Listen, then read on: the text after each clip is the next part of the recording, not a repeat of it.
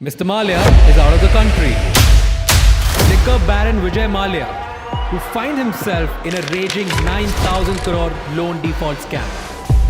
Welcome on Figuring Out, sir. Why are you doing this after 9? In India, public opinion is very quickly formed and influenced by the media. Chor, paisa loot ke bhag gaya. Kya paisa? Kya loot? Hi, I'm Vijay Mallya. So it's not just huge, it is humongous. Nothing else comes close.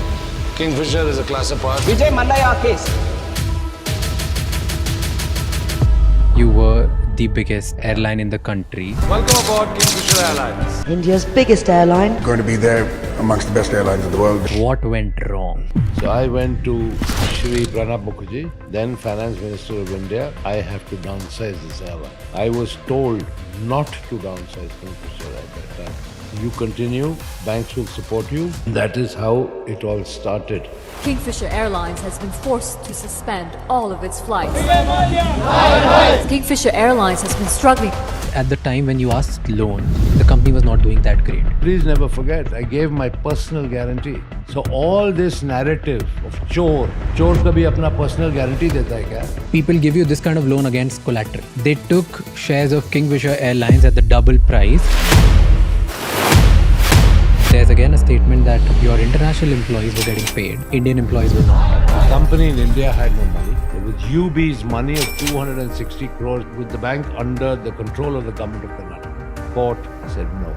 Multiple international courts, Switzerland authorities, one of the courts from UK, they have also found you guilty for misrepresentation of funds. Do you ever feel sorry that you couldn't do anything? I apologize publicly to everyone for the failure of Kingfisher Airlines.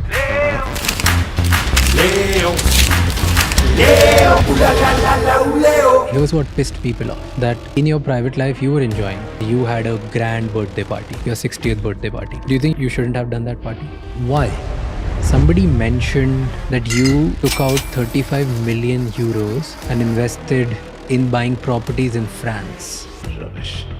What happened between 2012 and 2015? I made 4 settlement offers to the banks, which they refused to accept. 2015, CBI started investigating you. They found you siphoning the money.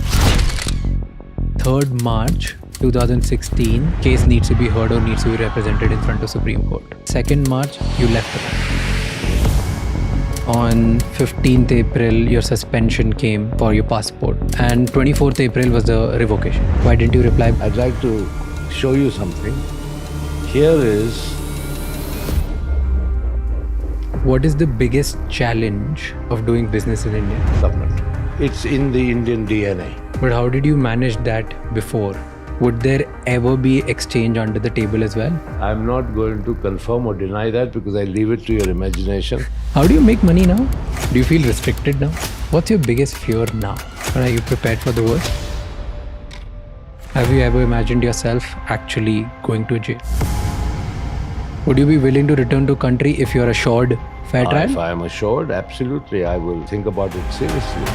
But This episode is not about glorifying a fugitive, nor it is about justifying any wrongs. It's about asking the hard questions to the man at the center of one of the India's most controversial financial stories. After 9 years of complete media silence, Vijay Mallya chose our podcast Figuring Out to speak publicly for the first time. I didn't do this podcast to celebrate him. I did it because I was curious. I read his tweets, I heard the headlines, but I'd never heard the full side of the story. Because the tweets that he makes are different than what the headlines talk about him.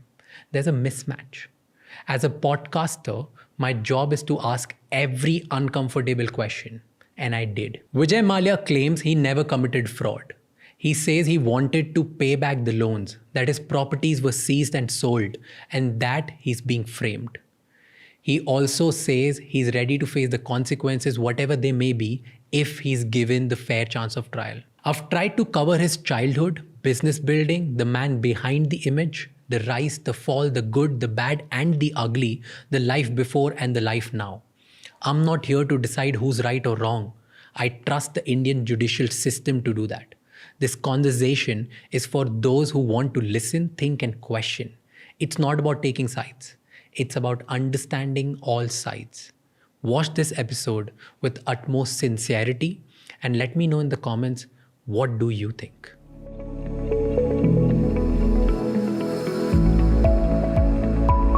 Welcome on Figuring Out, sir. Thank you for doing this. And my objective of this whole podcast is going to be that I want to know your side of story. There are so many things that we have heard. There are so many things which are probably right or wrong. I don't know what's going on. And I think apart from me, there are millions of Indians who want to know the same thing. You're highly talked about. I also feel that there are so many things which people have just heard and started building their own narrative about you. So I wanted to, out of in inquisitiveness, curiosity, and B, out of a responsibility, I wanted to take this forward. So thank you so much for doing this, and thank you for giving us an opportunity. And the best thing which I really liked about this is when you came here and you said, I'm ready to answer everything which you want to talk about. I don't think many people give that opportunity. So thank you for doing this. But the first question is, why are you doing this after 9 years? There are thousands of people who must have reached out to you over the years. Why all of a sudden the need after 9 years that, okay, I'll say yes. And yes to us. Why? Very good question. Nice place to start. For the last 9 years, I have been the subject of a vicious, relentless trial by media in India, who, as you have rightly pointed out, have created so many narratives, negative narratives about me, that I have become a lightning rod of public anger, being abused, called names. And that was very unfortunate, both professionally and personally. So rather than try and take on this huge Indian media machine, I just prefer to keep quiet. Now, times have changed. And I can't help but recalling that when President Trump was inaugurated, in the first press briefing by the White House press secretary, she said that a few seats were now going to be reserved for the very first time for people who represented new media or social media. I didn't even know that a podcast existed, let alone understanding what a podcast really meant, until you told me and explained it to me in a manner that I got quite excited about, because here is my opportunity to not only answer your questions, but to say things that I truly feel would never, ever have been truthfully reported by the legacy media, particularly in India. That's why I'm here. Why do you think nobody cared about hearing you then? In India, it's strange, but public opinion is very quickly formed and influenced by the media. More importantly, by sensationalism. I still remember the anchor of one media channel in 2016 shouting and screaming on the television, saying, Vijay Mallya, I want to see you in jail clothes. I want to see you eat jail food, with an image of me in jail attire. What for? I always wondered what for. Subsequently, chor, paisa loot ke bhag gaya. Kya paisa? Kya loot? Nobody bothered to step back and think. But it was very easy to fling false accusations day after day and get away with it. One of the reasons I agreed to sit with you today is also because it is only very recently that finally the government of India, Ministry of Finance, has published a report, their annual report, in which they have acknowledged 14,100 crores recovered from me. Of course, this was following the finance minister's statement in Parliament. And the legacy media can't argue with that anymore. They can't put any spin on it anymore. The Debt Recovery Tribunal gave a judgment debt of 4,999 crores borrowed by Kingfisher Airlines, not by Vijay Mallya. Borrowed by Kingfisher Airlines, of which Vijay Mallya was one of the guarantors. So what is the DRT judgment debt? 4,999 crores plus 1,203 crores unapplied interest. Okay, which means notional interest that the banks had not even booked. Forget that. The total of the unapplied interest and the principal was 6,203 crores. Okay? And I was the guarantor. The government has recovered 14,100 crores from me. Right? Now, if I had done chori, if I had duped the banks, where does this all add up? Till very recently, there was absolutely no official figure of recovery. Right? So everybody, the legacy media in particular, wrote whatever they wanted. Right? And I was in no position to contradict. Today, after the government of India has acknowledged the recovery of 14,100 crores, I think it's my turn to ask them what they have to say about it. Because you say that a lot of things about you are false narrative. Let's go down to from your childhood. We speak from the beginning, and you tell me everything that people have been said, people think is wrong. Yeah. And I'll try to present the facts and the narratives which I have heard and which I have gathered through my research. All right. And if you're okay with counter somewhere, I'll counter you as well. No, please feel free to counter me. Perfect. If there's something that you feel is debatable or you want to make a counterpoint, I'm ready for it. Perfect. Because I feel that's my little responsibility out there to hear the right side and the wrong side both, and let then people think about it and let them make the right call. That's fair. Perfect. So before even I ask you about childhood, do you regret anything? I regret one thing, which is that after all my hard work, all the value that I created in so many multiple ways, that effectively the government of India and of course the media made me a zero from a hero. And that's a fact of life that I have had to stomach and live with.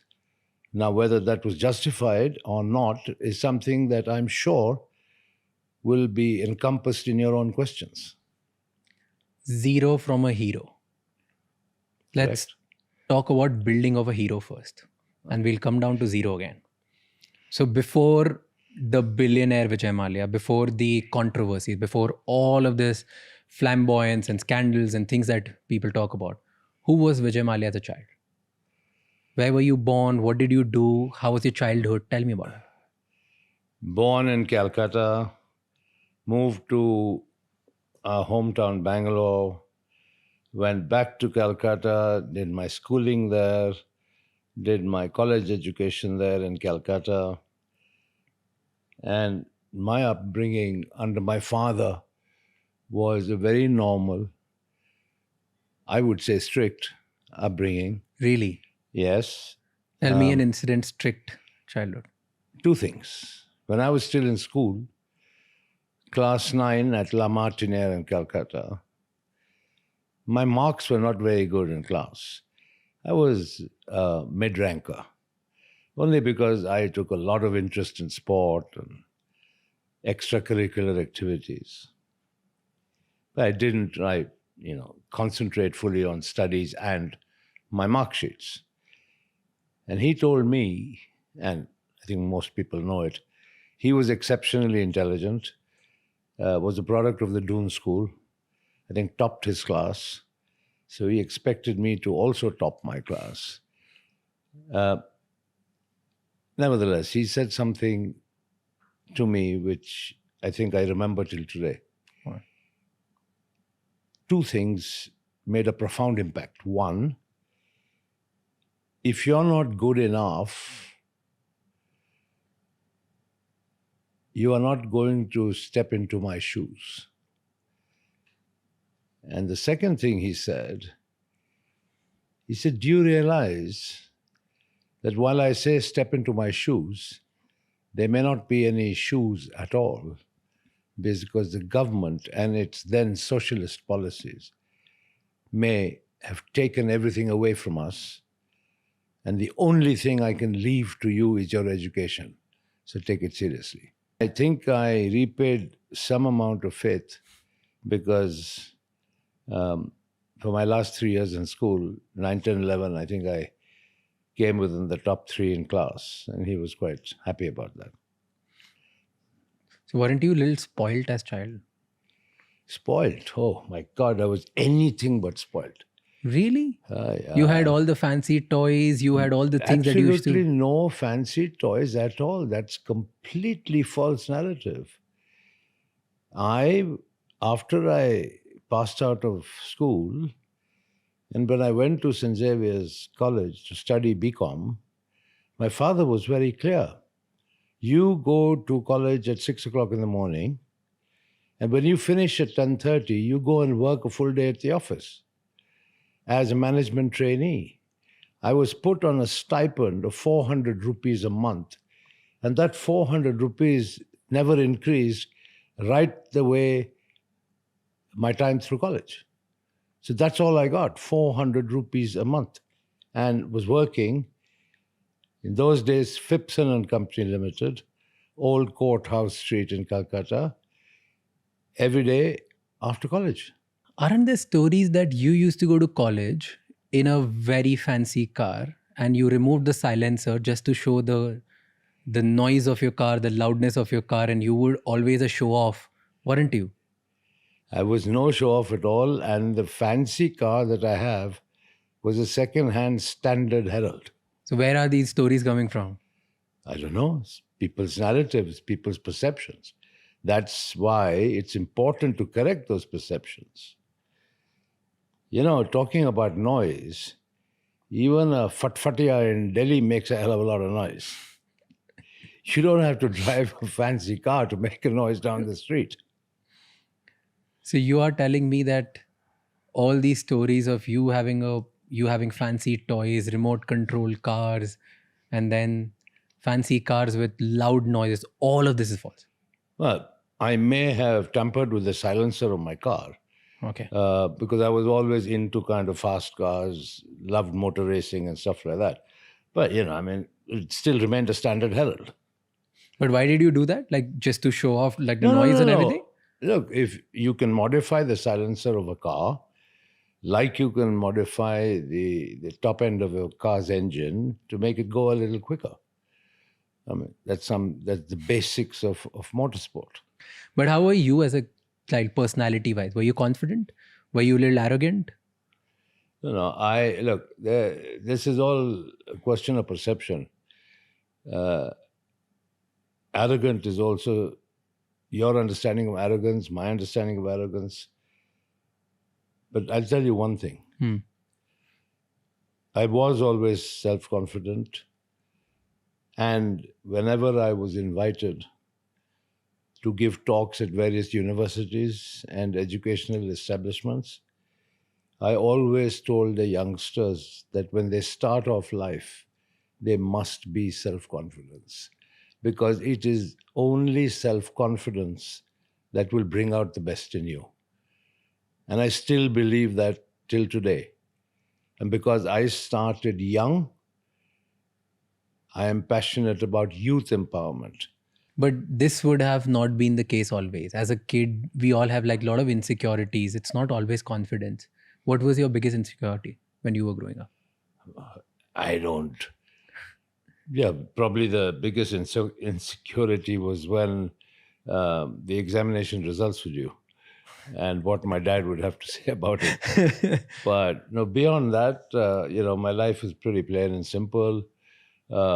Great bunch of school friends, great bunch of college buddies in Calcutta, not the glitzy lights of Bombay. And yeah, so it was pretty normal, but nothing fancy. But I had a very strict set of supervisors at work who were clearly instructed by my father to be tough with me, to make sure I worked my butt off, and I'm none the happier for it. That's what made me. But did you ever get to a position or in a thinking as a child that one day I'll be powerful, one day I'll be very rich? No, absolutely not. I mean, how could I be so presumptuous? Here I had a dad who was hands-on, working 24/7, young, and who told me that if I didn't measure up, I'd have no place in the business. So I couldn't be presumptive, could I? But your father was a wealthy man. In those times, there were only few wealthy people. So you would presume this, right? Like, I will have all this wealth inherited. I'll be maybe bigger than my father, or maybe just have all of these things. I didn't have any such aspirations in those days. And wealth was something that was very relative. And my father certainly was a very frugal spender. So irrespective of how much wealth he had, he certainly wasn't a spendthrift. You said when you used to go to work, your father put strict supervisors. Right? What would those strict supervisors made you do? Well, first of all, make sure that I came to the office on time, straight after college. It wasn't as if I'd sort of roll up whenever I wanted to. Okay. The second, I was given a clear set of tasks. I was a salesman. I had to go and visit the shops in the market. I had to visit distributors. I had to spend time with the accounts department to understand accounting, corporate accounting. And marketing, sit with the ad agencies and stuff like that. So it was a comprehensive training program, but with no forgiveness in any sense. I had to work a full day. I couldn't sort of get up and go or come when I liked, which was fine. I mean, looking back, it was a great grounding. What happened next? So you were in Xavier's, you started going to work, and then you went to States. Yeah, my dad sent me off to the States to work for American Hearst. Okay. American Hearst, as it was then known, became then Aventis. And now the pharmaceutical company, the global company, is called Sanofi. So yeah, I was sent there, worked there once again as a management trainee. I then was brought to England to work in Jensen and Nicholson. I was a paint foreman in the paint factory. It used to be mixing paint at night. And yeah, I mean, slowly I understood what my father's methods were. What was his method? Which is basically a strict training regimen. And I did pretty well because I can tell you, he expressed his appreciation for my work. I got a pretty good report card from America. He said he was proud of me. I did well here in England, mixing paint. And when I went back to India, his health was becoming indifferent. Okay. Even though at that time he was only 57 years old. His health was becoming indifferent. He had a history of heart disease. So he sort of got me to work for him in the core business. And then of course the story of Kingfisher, the story of McDowell's Number One, Bagpiper, and all these brands that subsequently became very well known began then. How was your relationship with your father? The relationship with my father was excellent. He was a man of few words. But there's one thing he did which embarrassed me no end, that every time he saw me, he gave me a big kiss on my cheek. Whether it was at an airport or in the office or at home, he'd give me a hug and a big kiss on the cheek. I mean, bless him for that. Did he ever doubt you that whether you will be able to continue and build his legacy or not? I think the biggest certificate I got was from my bosses in America. And they gave me a pretty good certificate, a pretty good report. And that finally, I think, gave him the confidence to say, my son is stepping up to my expectations. What was your first bold step in your father's company? Oh, Kingfisher. I went to my father and I said, I need 10 lakhs rupees to market Kingfisher beer. And he said, that's a princely sum of money. What are you going to do with it? How are you going to do it? Etc., etc. Because I saw in the archives of United Breweries this label of Kingfisher beer, which had been actually launched in 1857, gathering dust and, with a pretty archaic Kingfisher bird on it, sort of prehistoric version. But I said to myself, the mere word brand Kingfisher is very evocative in so many ways. It could be made into a fun brand. Now, my time in Calcutta, going back to my training days, when I spent time with them, with the marketing department, more importantly, interacted with the people in the advertising agencies. My time in America, where, I still remember the two big banks, which is Bank of America and Citibanks. And Citibank said, the city never sleeps. And Bank of America came out saying, we caught the city napping. That was the level of marketing, advertising, tongue-in-cheek stuff, which caught your attention. And so I became fascinated with marketing. And I came away back to India, started working in the business, and I always said, a brand needs a personality. Of course, I very quickly realized in India, I couldn't replicate what they did in America because for alcohol, India is a media dark environment where the advertising of alcohol is banned. So in a way, I had to think of ways of authoring surrogate advertising, which I did pretty successfully. Not some Mickey Mouse stuff where if you want to advertise an alcoholic brand that you sort of suddenly, produce some music cassettes. I built a full water business around Kingfisher and a water business of significant enough size that you could justify advertising it. Okay, and therefore you advertise the core brand. So I gave Kingfisher a very colorful personality because that's what evokes you.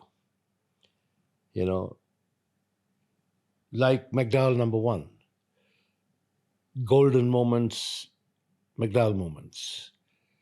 It's evocative. It's supposed to convey that, if you want to hang out and have a good time with your friend, golden moments, well, it's a McDowell moment.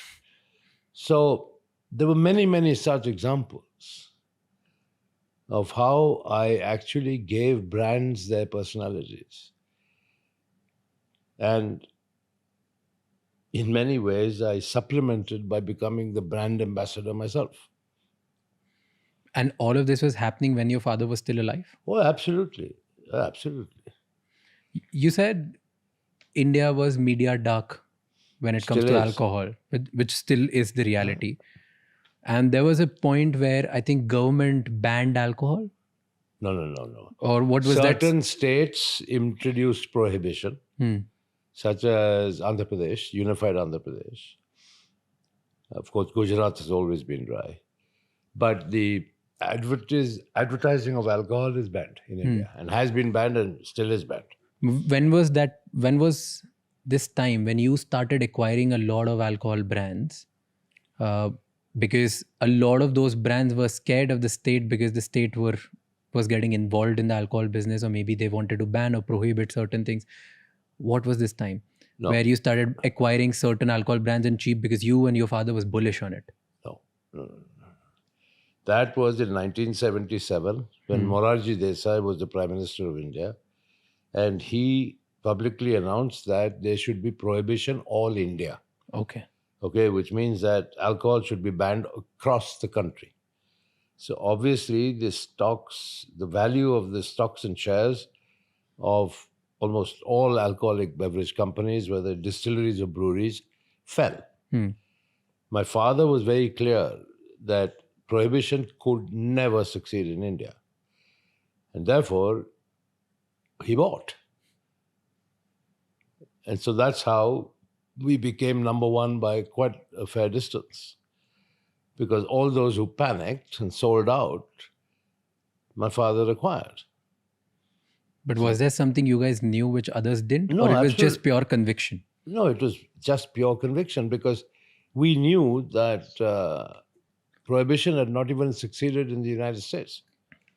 And plus, if you look at the amount of revenue generation for the state governments through the sale of alcohol, there's no way in the world that prohibition would have succeeded in India.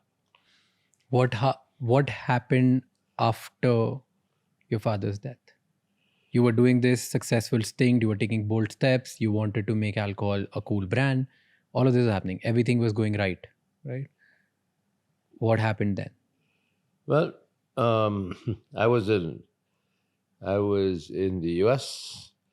I had gone to finalize promotion and export of Black Dog Scotch whiskey when my father sadly passed away at a cocktail party in then Bombay. And he was only 59. Nobody ever expected him to pass so young. I was just past 27. So I took the Air India flight and flew back from New York and performed my father's last rites. And then the fun began because my father surrounded himself with a few stalwarts. Meaning? People who he put in positions of great authority who were also very close to him personally. So he had somebody running the Western India businesses, somebody running the Eastern India businesses, somebody running the Southern India businesses. And don't ever forget, in those days, the structure was that United Breweries Limited was the holding company. And the other companies in the group were largely controlled by its largest shareholder, United Breweries, or they were subsidiary companies. And so the inevitable debate started on what next, what role I should have. Of course, people acknowledge that I was in the business. But people, I think, were a little reticent to speak openly about their own aspirations of being the chairman. Then something very funny happened. We had an annual general meeting of shareholders that was coming due. And the shareholders in the front line who had seen me with my dad proposed my name. And that's how all other aspirants were silenced. because they couldn't publicly sort of get up and say that they were more qualified, particularly when it was evident I had shareholder support. And there I was installed in what I call the hot seat at a very young age. But fortunately, thanks to my upbringing, my father's insistence on proper training, familiarization with the business, time in America, time working with him, I wasn't raw. I had a fair amount under my belt to be able to address the challenge of the role. I was reading an article where uh, it said that you didn't trust people who were in control at the time of your father's when your father was a chairman. So that's why you hired your people and your friends, because you didn't know that if you could actually go to them for the right advice or no. No. That's completely misleading. It's false. I never hired any of my friends. But let's put it this way. They would have been too young and inexperienced in any case.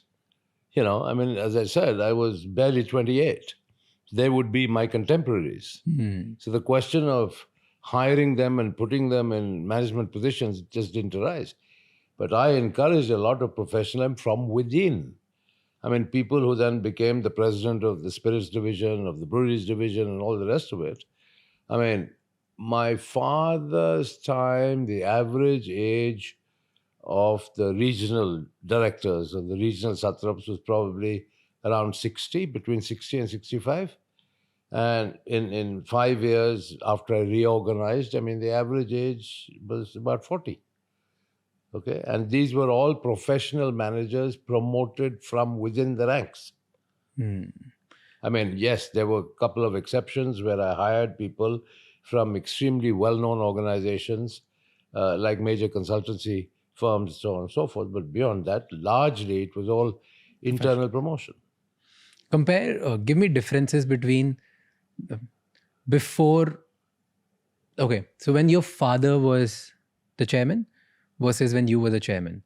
Give me 3-4 differences what happened in United Breweries. It was the entire approach. For instance, mine was a decentralized, accountability-led approach. Okay. I would have monthly operating review meetings called MORs for each line of business. Okay. And that's all I wanted to know about how the businesses were performing on a regular day-to-day basis. I wasn't leaning over the shoulders of the management team and trying to micromanage things.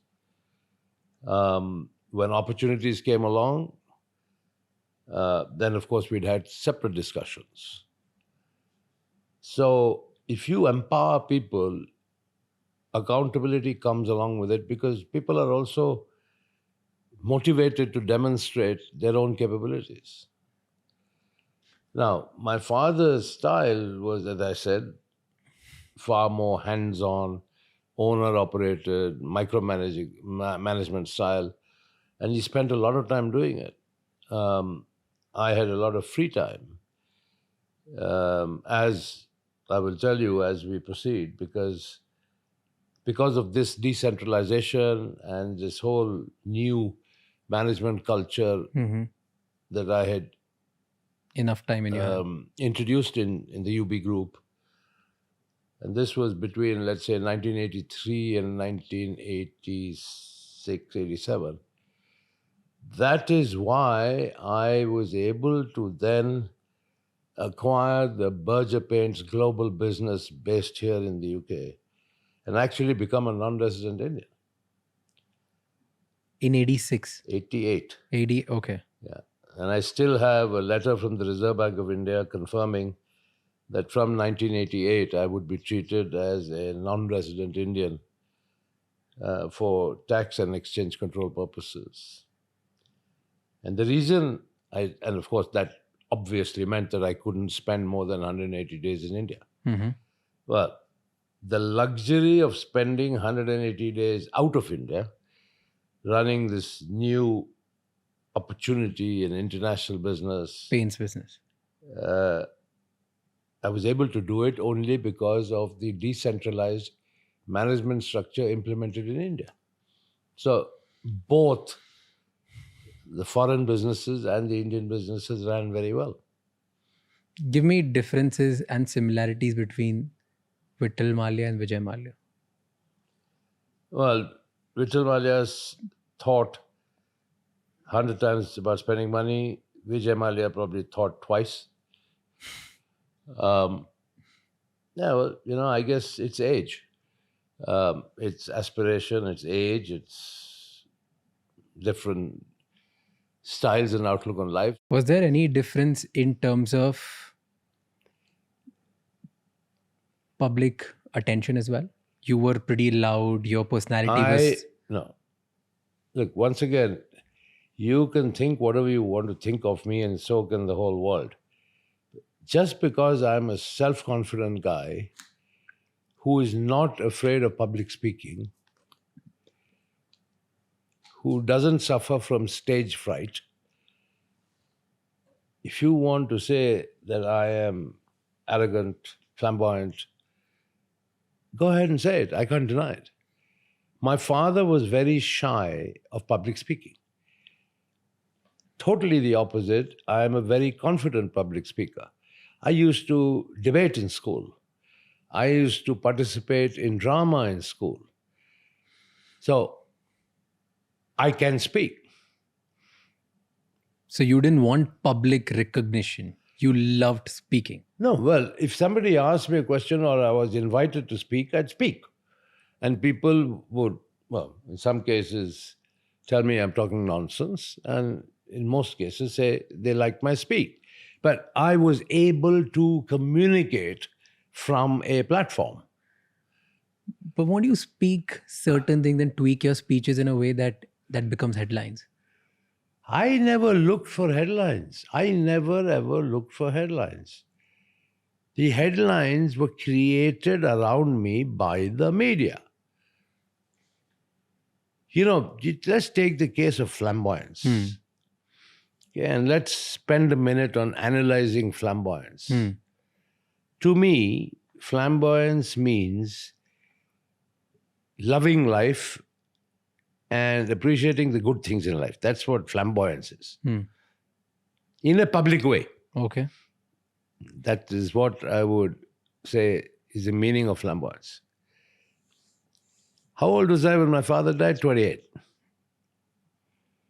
Compare me to other industrialists in India at that time. I was 28. I was chairman of UB Group. Who was chairman of RPG Enterprises? Mr. Ramaprasad Goenka. Who was the chairman of Reliance? Dhirubhai Ambani. Who was the chairman of the Birla Group? Mr. B.K. Birla. I was a contemporary of their children. But I was thrown into the deep end. So I was a group chairman being compared to people who were my father's age. Now, as a youngster, I had the passions of young people. Like? I enjoyed a good car. I enjoyed my drinks. I enjoyed parties. I enjoyed music. I enjoyed sport. Not all of my father's contemporaries, who suddenly became my contemporaries in business, lived that way. They were more conservative, more at home, more domestic, consistent with their own age. So suddenly the media decided, this guy, chairman of UB Group, is flamboyant. I was termed flamboyant only because I did what every other youngster aspired to do. At the end of the day, you have to make allowances, age-related allowances, let's put it that way. But it's okay. I have no regrets. I didn't spend anybody else's money. I spent my own money. I lived my life the way I wanted to live my life. if I look back, I've got millions of miles of corporate experience under my belt, starting off at a very young age. And I hope people appreciate the more positive contributions that I have made, rather than the persistently negative narrative that has overtaken and overshadowed effectively a whole career. I don't think I ever used that word flamboyant. It was the media and the narrative they created around me that was flamboyant for their own purposes. Now, I just lived like any other moderately wealthy 28-year-old would live. No. Yeah, You lived an absolutely. extraordinary life. How can it be extraordinary? In what way? Do you know what the exchange controls were in India? Do you know if you could import a Ferrari in India? Today you can. But go back to the 1985, 86, could you import a Ferrari? No way in the world. So did you or did you not? You could only buy cars from the State Trading Corporation through an auction process in Delhi. But you ended up buying all of them. I could not. Later you bought it. Look, I like good cars. I race cars. I've been racing cars since I was a teenager. Okay? I brought a Formula One car into India to race, okay, when my father was still alive. In fact, when I won the race at Sholavaram, okay, near then Madras, now Chennai, I called him from the racetrack and said, I won the race. He was very happy. So it wasn't as if I was trying to do things behind people's back. But, okay, I was fond of motorsports back then.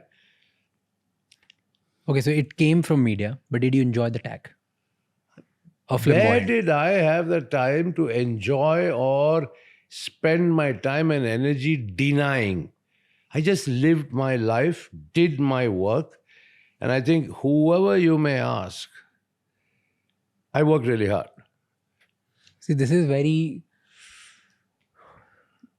Okay, this is very like a media answer, okay? What did... You were aware that people call you flamboyant.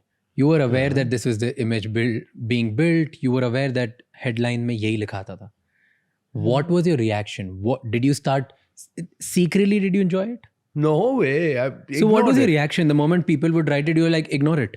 Of course I would ignore it. What have I done for the last 9 years? But at that time, you were in peak. You were... Let me tell you something.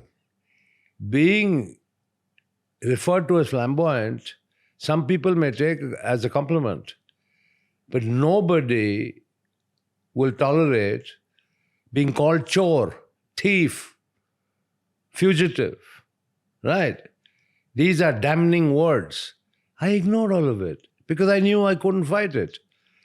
Much like I ignored flamboyance. I couldn't spend all my time devoted to contradicting what the media wrote. Yeah, and now, But, okay. let me also tell you, I referred to earlier, I said, this whole theme of flamboyance, the media, if you see the pattern of their reportage on me, okay, I mean, they kept on writing things which really, I thought, these guys don't have anything better to do. Vijay Mallya ne aise party kiya. Vijay Mallya is hosting a New Year's party at Kingfisher Villa.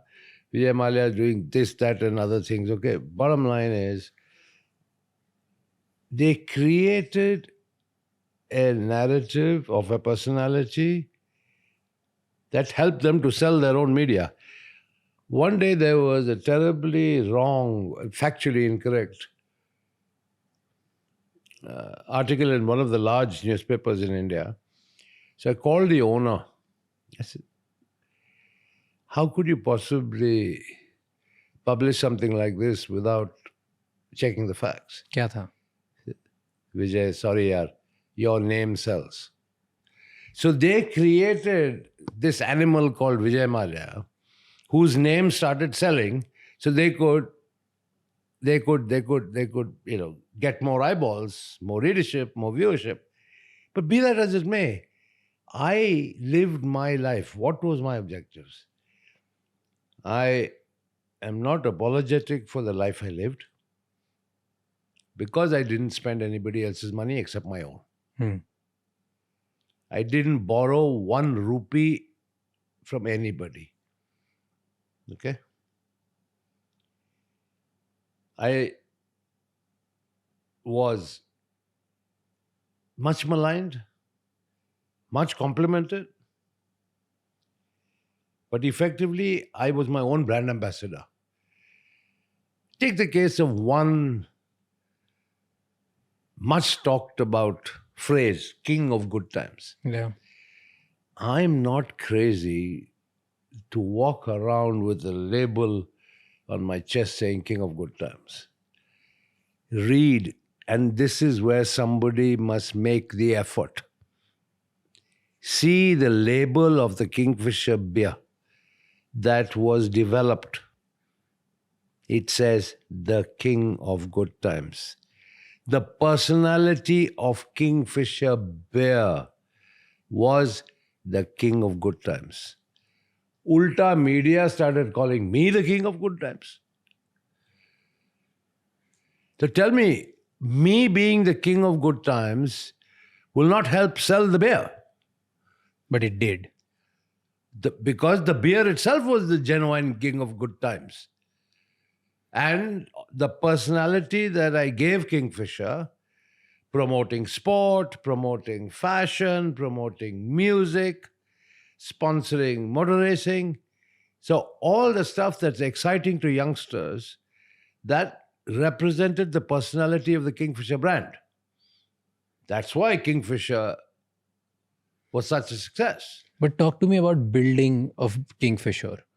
Don't you think it was at least that's what I think. It was a very well curated strategy that I will become a brand which represents Kingfisher. No, I was brand ambassador. And I have done it not only for Kingfisher, but take the case of our spirits business. I actually came on national television with an ad encouraging people not to drink and drive. I did it myself. I didn't get some film star to do it. I did it myself. So becoming a personal brand was a strategy then. Of course it was. So then why does it bother you that you were Doesn't bother tagged me. as like the king Never of good bothered times? me. But that's what I'm saying. But I am not the person who labeled myself as king of good times. You It so curated happened that the media started calling me the king of good times. Fine. because subtly you curated this, no? I didn't curate king of good times. In what way? By doing actually what? promoting a lifestyle which every young person would aspire to. Why not? Young people are entitled to aspirations. Young people are entitled to improve lifestyles. Young people are entitled to treat themselves. But that doesn't mean I went around the whole world saying, well, you know what? I'm the king of good times. No way. Never said it even once. But you knew it will happen. No, I didn't. How should I care? I achieved my objective of making Kingfisher the #1 selling beer. That's it. How did that happen? So what happened along the way is irrelevant. Okay, how did this happen? Kingfisher beer, how did it become #1? Tell me story of Kingfisher. When I took over this business, Golden Eagle or Mohan Meekan Breweries was the largest beer company in India. Today, United Breweries Limited controls almost 52% of the beer market in India. Kingfisher is not very many product categories that can lay claim to 52% national market share. But yeah, Kingfisher is by far the #1 selling brand. That's because, yes, I curated a personality around Kingfisher, around fun, around excitement, around vibrancy, color. I created the brand and I achieved my objective. You take the case of McDowell #1. I mean, once again, this whole golden moments, McDowell moments, right?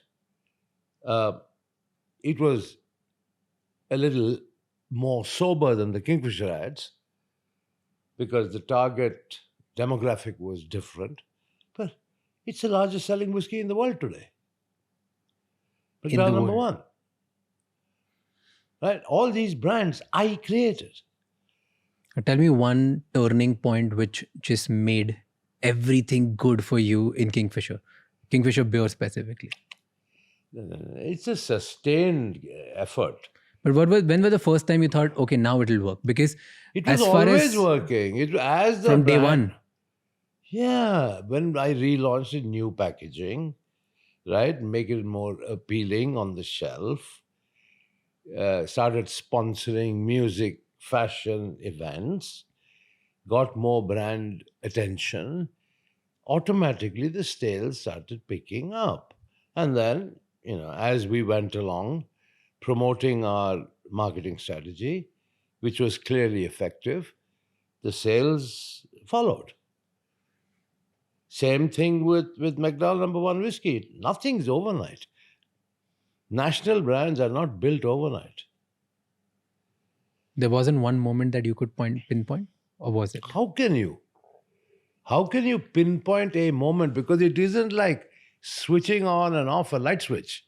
Why did you get conviction that Kingfisher beer will work? Because it was a little expensive than other ones. We had brands such as UB Royal, Flying Horse, we had Jubilee. Now you tell me, even though they were my brands, does any one of these evoke any excitement in you? No.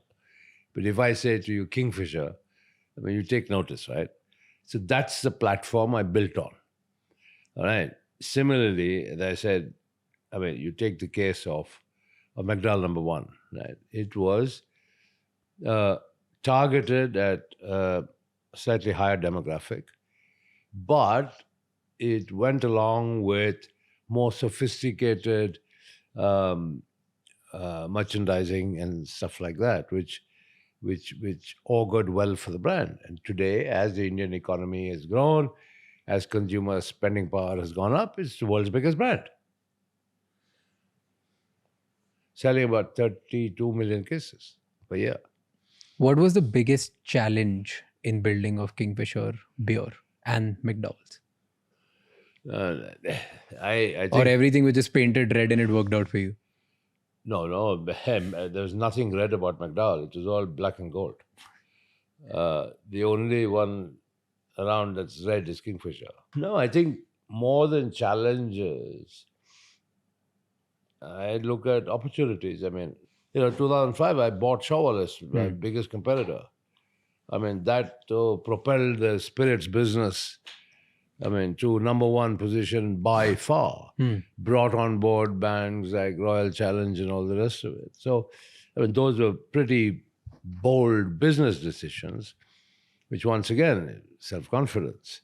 I had to pay $300 million for that company. Big amount of money. But made it work. That's how United Spirits was created. Today, with a market cap of almost 1 lakh crores. So, if you have the confidence to do it, you go do it. You said you bought Berger paints at the same time. Talk about that. Why paints all of a sudden? You were making money with alcohol. You were minting profits out of alcohol. You were convinced that brands like Kingfisher and then at one point other brands as well would work out really well, which it did. Why buying a paint business?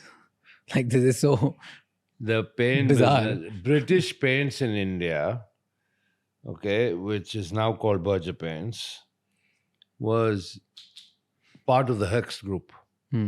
My father was chairman of British Paints India. Okay. When he passed away, I became chairman of British Paints India.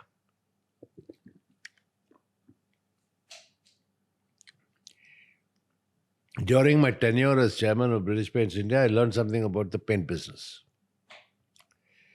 Right. Now, What did you learn about paint business?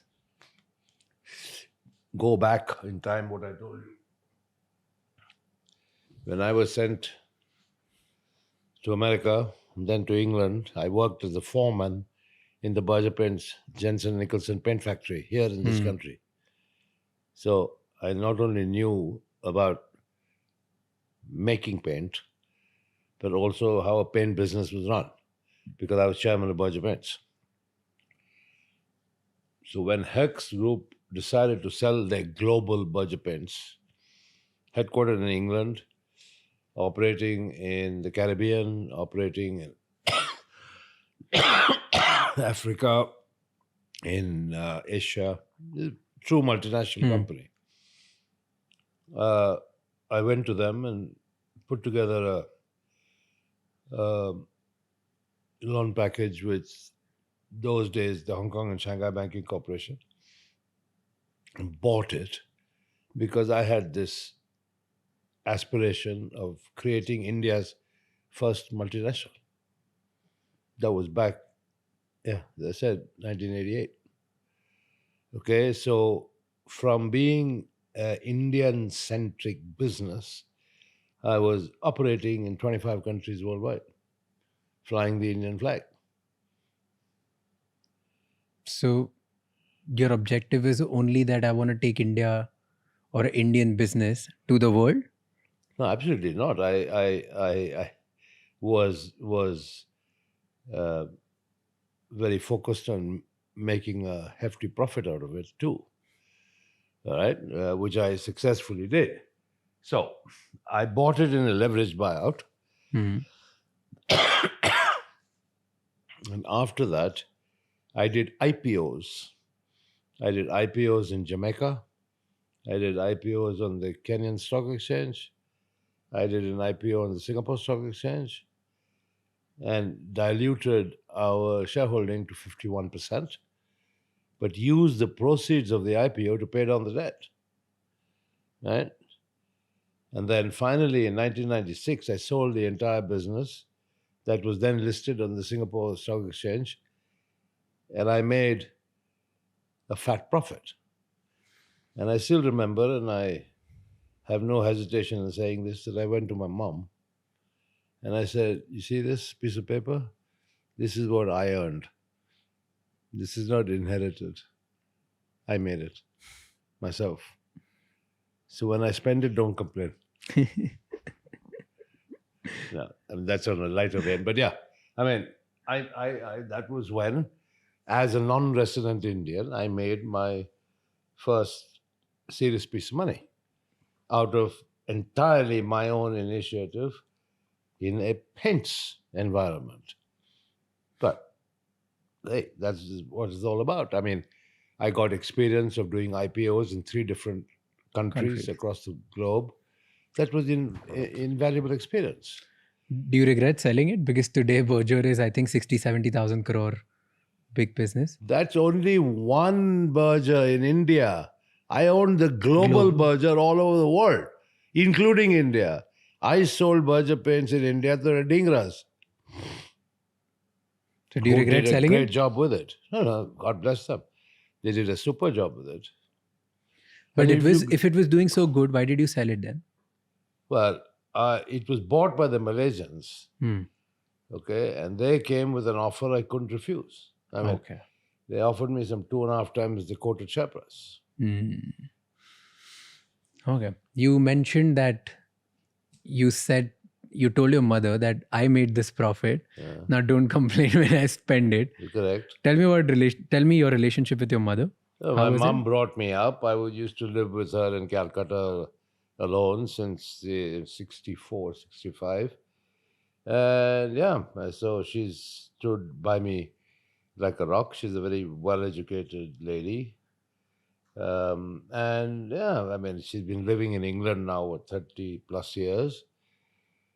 But yeah, I wanted to buy a yacht. I wanted to buy a plane and stuff like that. And so I wanted to make sure I set the record straight. I told my mom, I earned this money. So if I spend it buying a yacht and spend it buying a plane, don't complain. Did she complain? No. Never. But She why did you enjoyed say the that plane, then? She enjoyed the yacht. What? Okay. Why did you say this to her then? Was she like frugal? She would ask you not to spend. No, it isn't that. I mean, it's natural for a parent. If you see something that's quite extraordinary, quite expensive, lavish, call it what you may. It's normal parental reaction to ask the child, why are you spending money or whatever. So, I mean, I'm just telling you, I made a joke out of it, but I was very proud that was money I earned. It wasn't money I inherited. Tell me one lesson you learned from your mom. Oh, I've learned many lessons from my mom. Don't waste time in life arguing. It's And not worth it. when Use did- your time productively. Think positively. Don't keep arguing with people unless it's a matter that's going to get you somewhere. And which argument gets you anywhere? And what did you learn from your father? Give me one lesson. Something that you can't forget. Hard work and an ability to read a balance sheet, company balance sheet. He was really good at it, right? That's what He it's was written about him. superlative at it. Do you miss your I father? don't think I'd be as good, but I think whatever I learned from him was good enough for me to produce some excellent, robust balance sheets in all the companies I ran. Do you miss him? Well, who doesn't miss a dad? But it's now what, 1983 to 2025 is a long time. What do you miss about him? You can't keep missing somebody for 40 years. Life is too short for that. But do you think he would have been proud of you today? Well, I would hope so. Certainly not proud of me being called chore or But then bhagoda. And certainly nobody would be proud of that. Certainly no parent. I know my mother gets very agitated even today. She's 98 years old. And every time she sees the Indian media, she's reduced to tears. Obviously, it hurts her more. I'm probably more thick-skinned, more robust, and I just ignore it. But, at that age, my mother doesn't. And it's very unfair what has been written, what has been alleged, because it's complete nonsense. Let's walk through the case. Let's start from the point of what happened in Kingfisher Airlines. Yeah. Okay. When did you decide that you want to start a Kingfisher Airline? The 2002, 2003. And you just, okay, so here's the story. Hear me out. What Yeah. I have gathered from reading about it is one day, out of blue, you go to an AGM or like just a board meeting, I think, not AGM. It was a board meeting where you announced that on my son's birthday, we are going to launch Kingfisher Airlines. Your CFO was not happy about it, but you still pursued and you want to do it. This is what is reported. What was the reality? Tell me the truth. The truth is, the Damania brothers from Bombay, who previously had Damania Airlines, came and made a presentation to my CFO, Ravi Narungadi, saying the time is ripe to start an airline now. Okay. Ravi Narungadi had discussions with them, came to me and said, would you like to look at this proposal? I said, yes. We looked at it, and finally we decided, yes, it is opportune, so let's go for it. Okay. That's how the idea of an airline was born. And then you didn't take anyone in confidence. You would just, hey, out of nowhere, I think we are an alcohol business. Now we want an airline business. No, there's nothing wrong in diversification. The UB group has had a history even during my father's time of operating food processing companies, petrochemical companies, electromechanical companies. So, diversity was nothing new to us. So your initial plan to launch an airline was 7th May 2005, but you ended up launching on 9th May 2005, right? And This then whole business of launch on son's birthday as a birthday gift and all is complete baloney. All right? I think my son would be embarrassed and I would be equally embarrassed to say I'm starting an airline All right? As an 18th birthday gift. Complete nonsense. All right? But okay. Once again, media narratives are best ignored. A full-blown professional management team was in position before the airline even started, before the first plane arrived. Okay? The CEO and the director of engineering were both hired from the US. Okay? And the airline was launched. There's a lot of narrative about Kingfisher Airlines. There's a lot of narrative about mismanagement. A lot of narrative about the Deccan acquisition. All sorts of things. Let's pick one by one. Yeah. What was the first vision of Kingfisher Airlines when you were starting in 2005? To produce the best flying experience that India had ever seen. Make it a premium experience? Totally a premium experience, number one, in terms of passenger comfort, safety. Number two, to connect places in India that had never ever been connected before. And that it was a really serious part of the growing infrastructural needs of the country. But I was watching one documentary about you, and I think the person who you got to lead was Alex. Yeah, Wilcox. Yeah. So Alex said that you convinced him that you want to build a low-cost carrier, but it was not like that. And in your own words, if you're giving a vision that I want to build a premium experience, why did you get a CEO or like a president, I don't know what was his position, but somebody to lead by telling him that you want to build a low-cost carrier? That is your own misinformation. He said it somewhere. I'm just quoting him. Fair enough. I haven't seen it, but I'll respond. Kingfisher Airlines started off as a single-class airline, low cost, but with a difference. It had in-flight entertainment and it offered meals. Everything else that's applicable to a low-cost airline was applied to Kingfisher as well. Commonality of fleet, commonality of training, the whole lot. I mean, there's a whole set of rules. What is a low-cost carrier? What is a full-service carrier? Right? And that even descends down to intricacies such as the type of reservation system, flight planning system you use, and all the rest of it. So Kingfisher had all the low-cost attributes. Okay, the only product plus was in-flight entertainment for the first time ever in India and good food. So to me, the logic from my marketing experience was Indians love entertainment, therefore the in-flight entertainment system, and Indians love food. So good food, right? And then, of course, okay, service quality, whether you're a low cost or a full service, I mean, you'd like a nice, well-trained, polite set of crew. And we spent a lot of time and energy on that.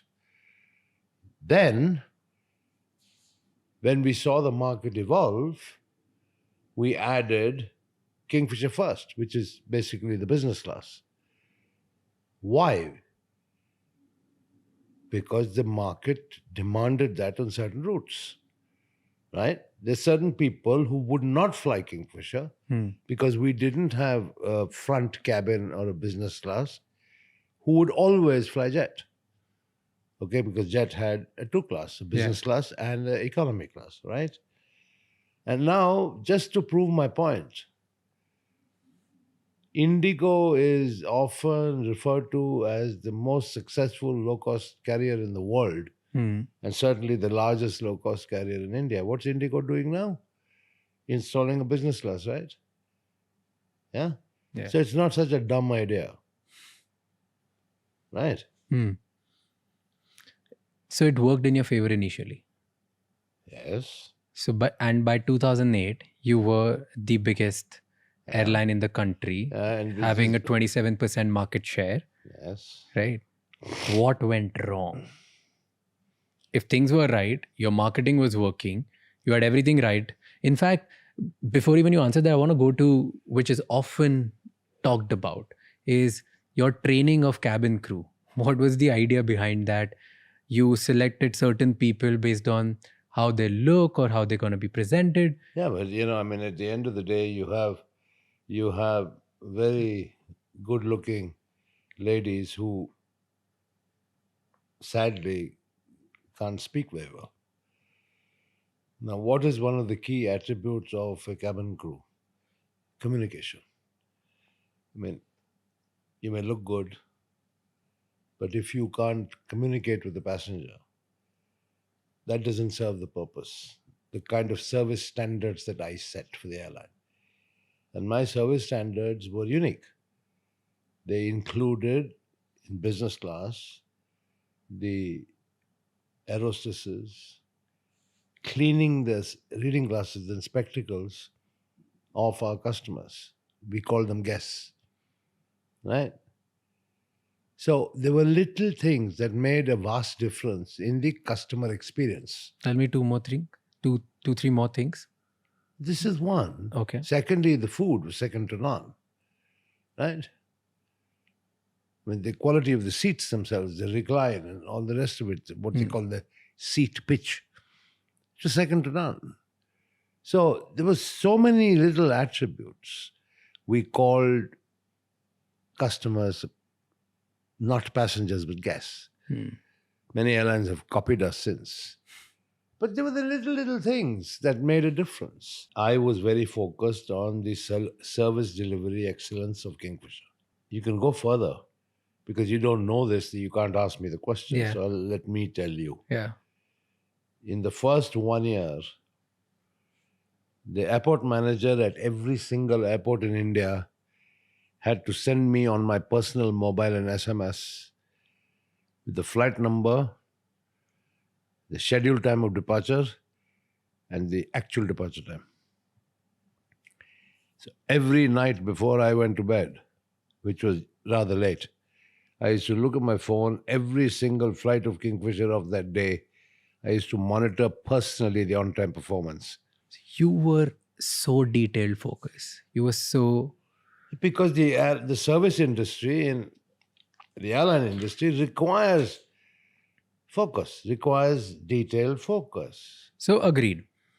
Then it worked in your favor till 2008. What happened then? Simple. You've ever heard of Lehman Brothers? Yeah. You ever heard of the global financial crisis? Right? Did it not impact India? Of course it did. The whole aviation sector was... Forget aviation. Every sector. Every sector was, yeah. You The saw money what stopped, did it got dry. to the value of the Indian rupee.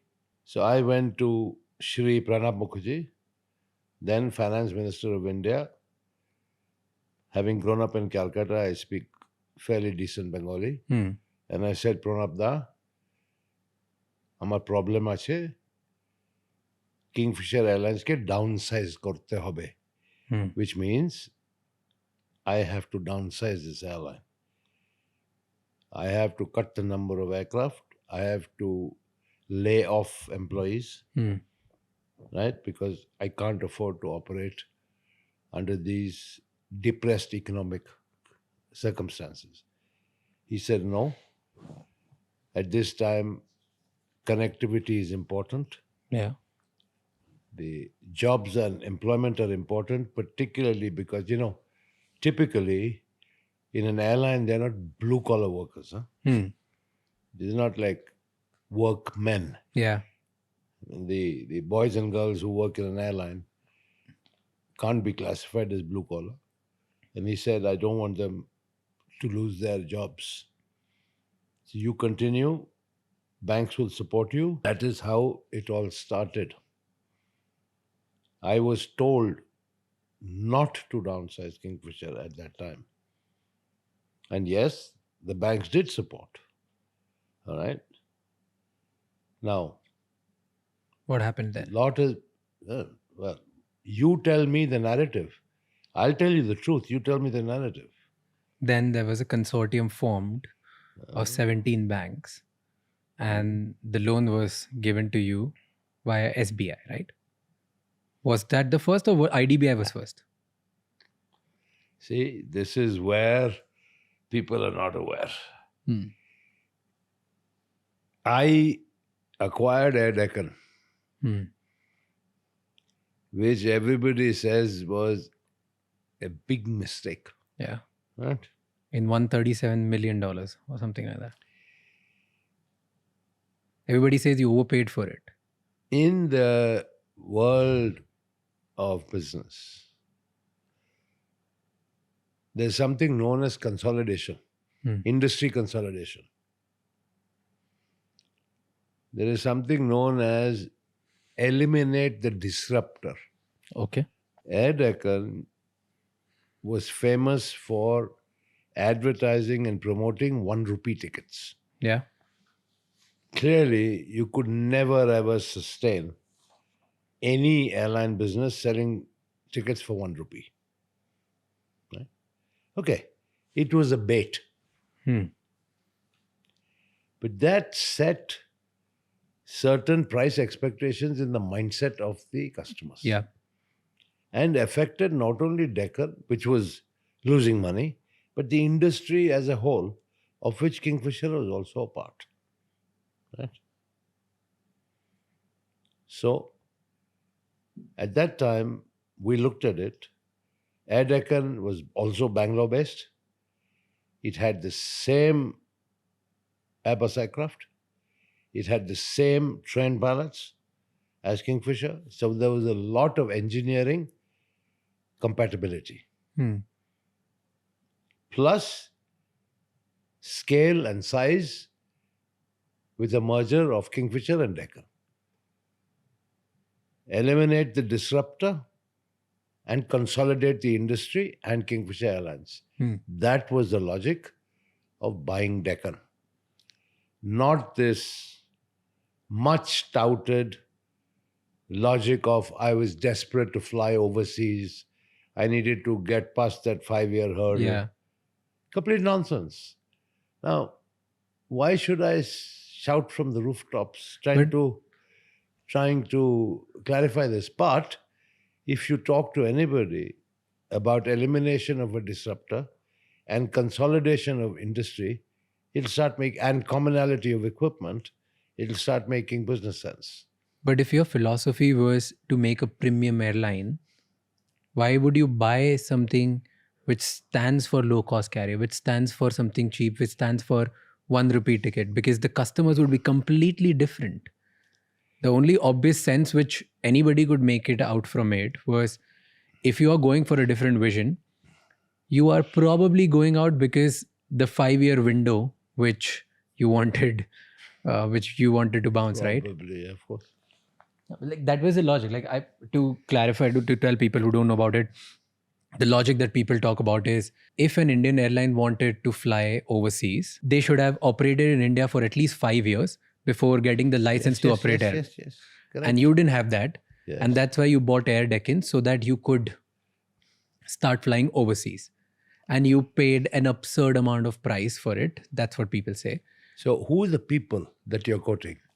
Everybody, like all the things that I've read, all the media. Like media, right? Yeah, like the legacy media, right? The legacy media, Yeah. the people who are responsible for giving us the information. I mean, that's what, as a citizen, that's where I get my information from. Correct. And at least from the ones who I really respect. So, I don't think anybody at UB Group was that dumb with a lack of business understanding to buy an airline, an operating airline, just to be able to fly overseas. I'm telling you, the logic was consolidation of the industry, given the commonality of equipment. I referred a little earlier to the installation of a front cabin or business class, which we called Kingfisher First, which Indigo are doing even now. There are certain routes in India that demand, right, a front cabin, where there are people who will only fly business class. Fair.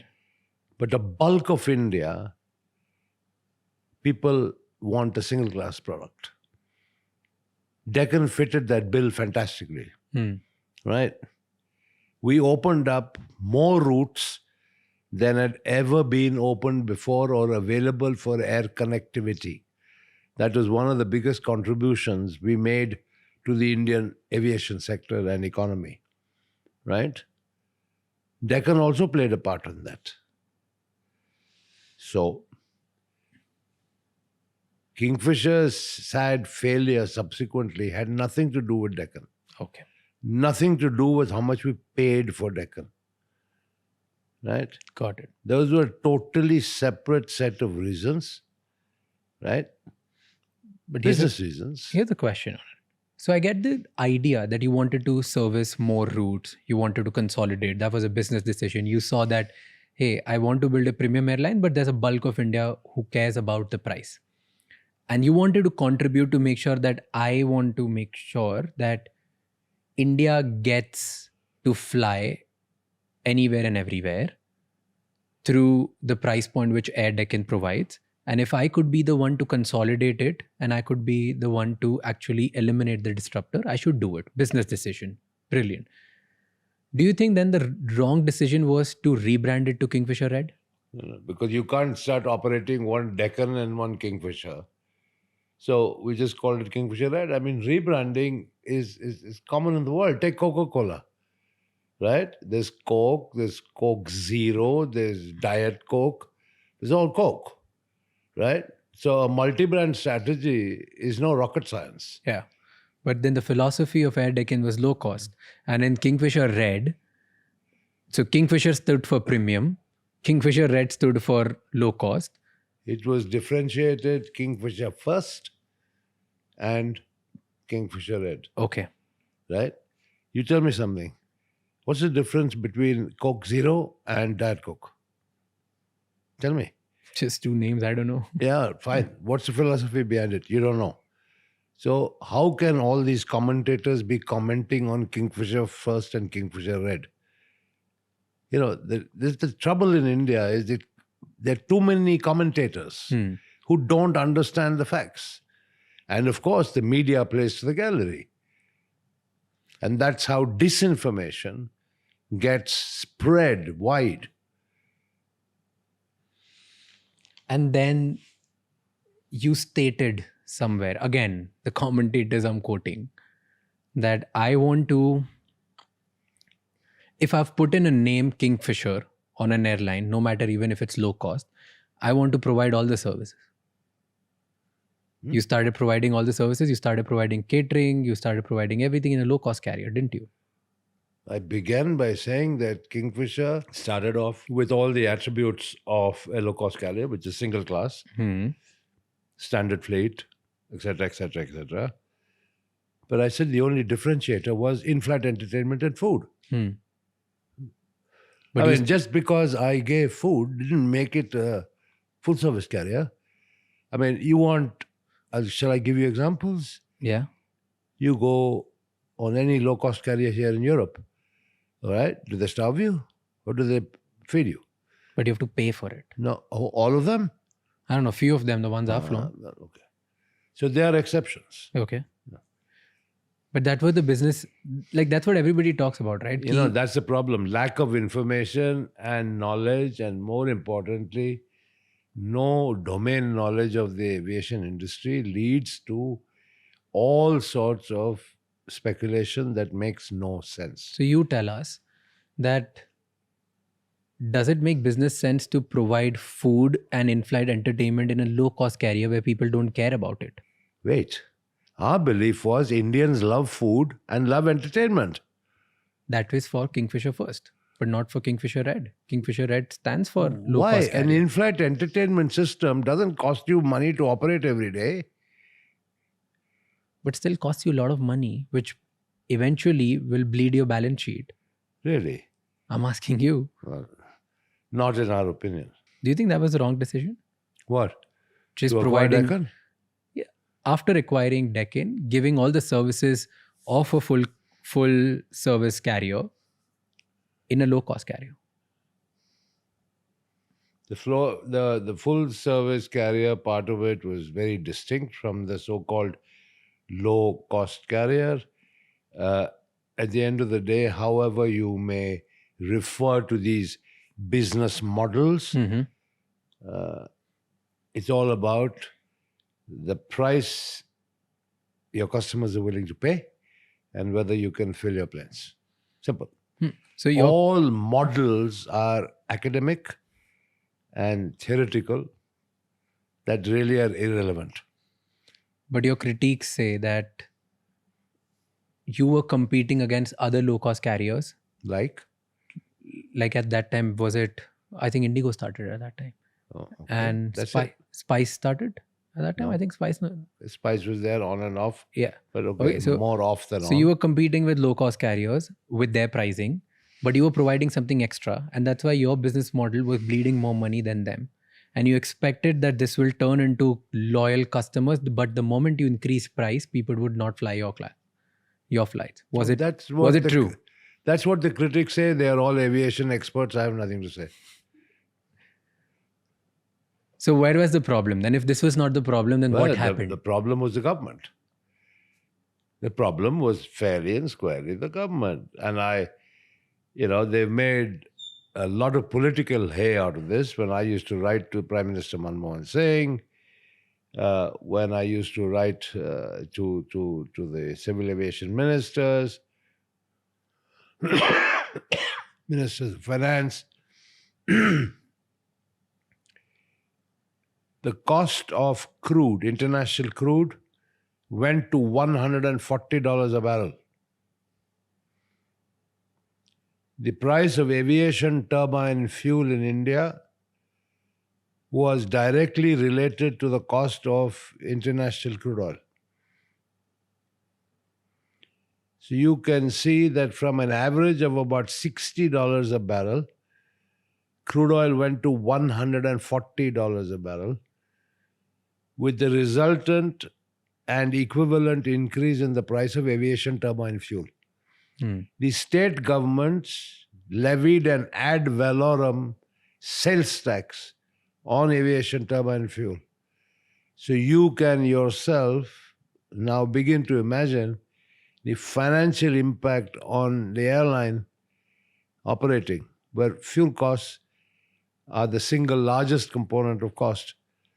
So I pleaded, I said, look, please give aviation turbine fuel declared good status so that it attracts central sales tax and not this punitive ad valorem state sales tax, right? Because the states are making windfall profits. Anyway, that the government did not do. Okay. Aviation is regarded as a capital-intensive industry, right? It's acknowledged as such worldwide, right? They would not permit foreign investment. It was said that only 6 months after Kingfisher Airlines shut, right, that they permitted Etihad to invest in jet. I had already reached agreement with the CEO of Etihad in Geneva for them to invest in Kingfisher, which government did not permit. So we could not capitalize the airline through a foreign investor either. Why didn't they allow? You should ask the government, right? So my point is, the economy, the circumstances, the government policy then existing, all conspired to create a perfect storm through which Kingfisher could not survive. I mean, that's the sad part of it. If you talk about Kingfisher, the concept, and UB Group's diversification into aviation, I'll answer it in one sentence. The two biggest orders for aircraft in the world today are Air India and Indigo, both Indian carriers. The fastest growing aviation market in the world today is India. Now, if you yourself acknowledge that in 2008, Kingfisher was the largest airline with a 27% market share, had events not conspired against us, right?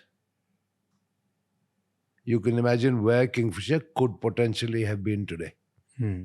But sadly, not all businesses work out. Sometimes you win, sometimes you lose.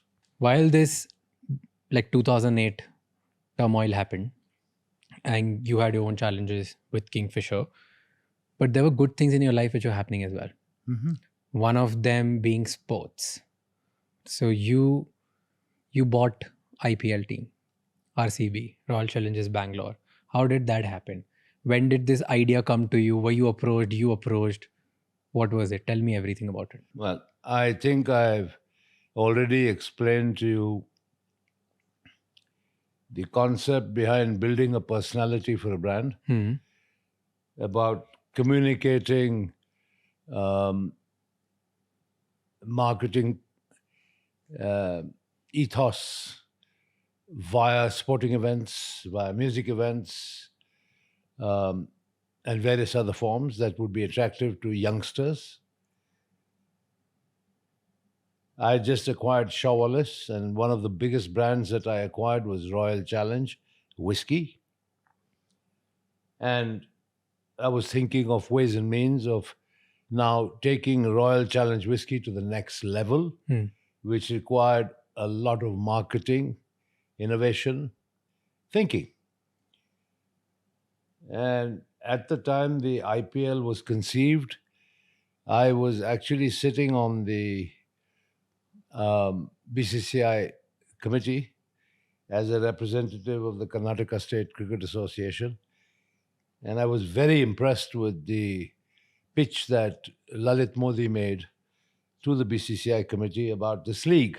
And of course, he was working through jumping through the hoops. BCCI was quite bureaucratic at that time. But nevertheless, he called me one day and said, okay, fine, we're ready to go. Teams are going to be auctioned. Are you going to buy? And I thought to myself, I said, wow, in a country where cricket is a religion, what better platform can I have to promote my brands than through an IPL franchise? And I got greedy. I wanted one for Kingfisher and one for Royal Challenge, my whiskey brand. Okay. He said, no, you cannot possibly have two. You can only have one. Anyway, bidding time came, and I think I was pretty excited about having an IPL team to promote one of my brands. And so I bid for 3 franchises. Okay. I lost Mumbai by a very small amount of money, but then that's not surprising that Ambani's got it. Yeah. But anyway, I wound up being the highest bidder for 3.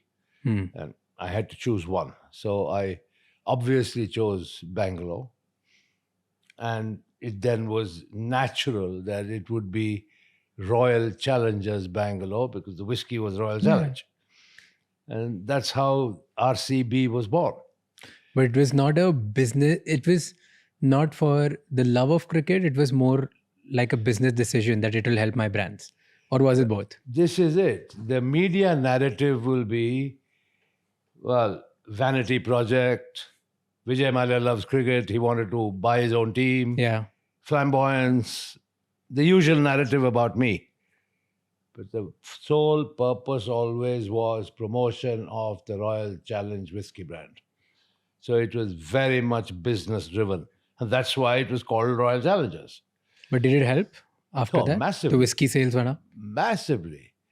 Massively. And of course, I mean, quite apart from it doing its job to promote the whiskey brand, the IPL franchise model itself, as explained in great detail by Lalit, and which is true now, is that the revenues, the media revenues are so high, the payment of the franchise fee over 10 years is over. So now there's a significant net profit for every franchisee. It's like a very profitable running independent business. So much so for it being a vanity project. How much did you buy it for? I think $112 million is what I bid. And that time it would be like 600-700 crores or more than that. Yeah, I think, but Lalit was clever. Everything was denominated in dollars. The bid price was. Okay. So I think 112 million, which of course people balked at that time. But in hindsight, if you look at it and do the math, it was a top class investment. I mean, look at what the teams are worth today. Yeah. I mean, they're worth $1 billion. One thing which was exciting in your pitch, in your bid for RCB, was Virat Kohli. I Virat picked Kohli, Virat. under 19, you bid for him. Yeah. And if I'm not wrong, you got it for like 20 lakh something. Correct. Why did you pick Virat at such a young age? Well, obviously there were the young cricketers, and it was draw by lots, right? And fine, I got lucky, so I got to pick, and I immediately went for Virat. I looked just, I think, shortly before the actual selection process. They were playing the Under-19 World Cup, and I was very impressed. And so I picked him, and it's wonderful. 18 years later, he's still there. So with just his performance, or were No, you able to see absolutely. something? Yeah, he was a young kid at that time when I got him, but full of energy, great talent, and one of the greatest Indian cricketers ever. If you had the choice to pick 2 or 3 players from other teams for RCB today, who would you pick? If dreams could come true, Jasprit Bumrah. Yeah. If dreams could come true, Surya Kumar Yadav, Rishabh Pant, and KL Rahul. If I had these 4, I wouldn't need anybody else, and would definitely win the trophy. And do you think this year, even when you don't have these 4, you would The RCB win the lineup, trophy this year? the RCB lineup is pretty balanced. Top class batting lineup, a much improved bowling lineup. I haven't seen Bhuvneshwar Kumar play in RCB colours yet, but he's a top class bowler. But as a unit, I can say it's a pretty balanced unit, and now it all depends on on-field performance. This year the captain, Rajat, he's from my city. He's from my neighborhood. Oh, like he was literally like 2 houses away from my house. Rajat Patidar. So this year, even though I support Mumbai, but this year I'm still voting for RCB. Okay. And I'm like, okay, let Rajat win the trophy. Okay, but it occurs to me that RCB never winning the cup has actually worked in the RCB favor. Do you think so? in what way? In cult following. No, no. Even You though see- you guys have, the RCB has never won. You see, that is because the day RCB was conceived, we have had a comprehensive program of fan engagement. Okay. Right? We've had the IPL window is 2 months. Well, we have had activation programs stretching over all 12 months to keep the RCB fans engaged. So it is once again a clear-cut marketing strategy and fan engagement strategy, which has worked. That's why we have such extreme loyalty that win or lose, the chant of RCB is always there. Give me an example of the marketing trick you There's have. so many. I mean, you watch the activations of RCB. Longevity, right? You remember Ooh la la la le le oh? Yeah. Remember? Yeah. Ooh la la la la la. Yeah. When was this conceived? You don't know.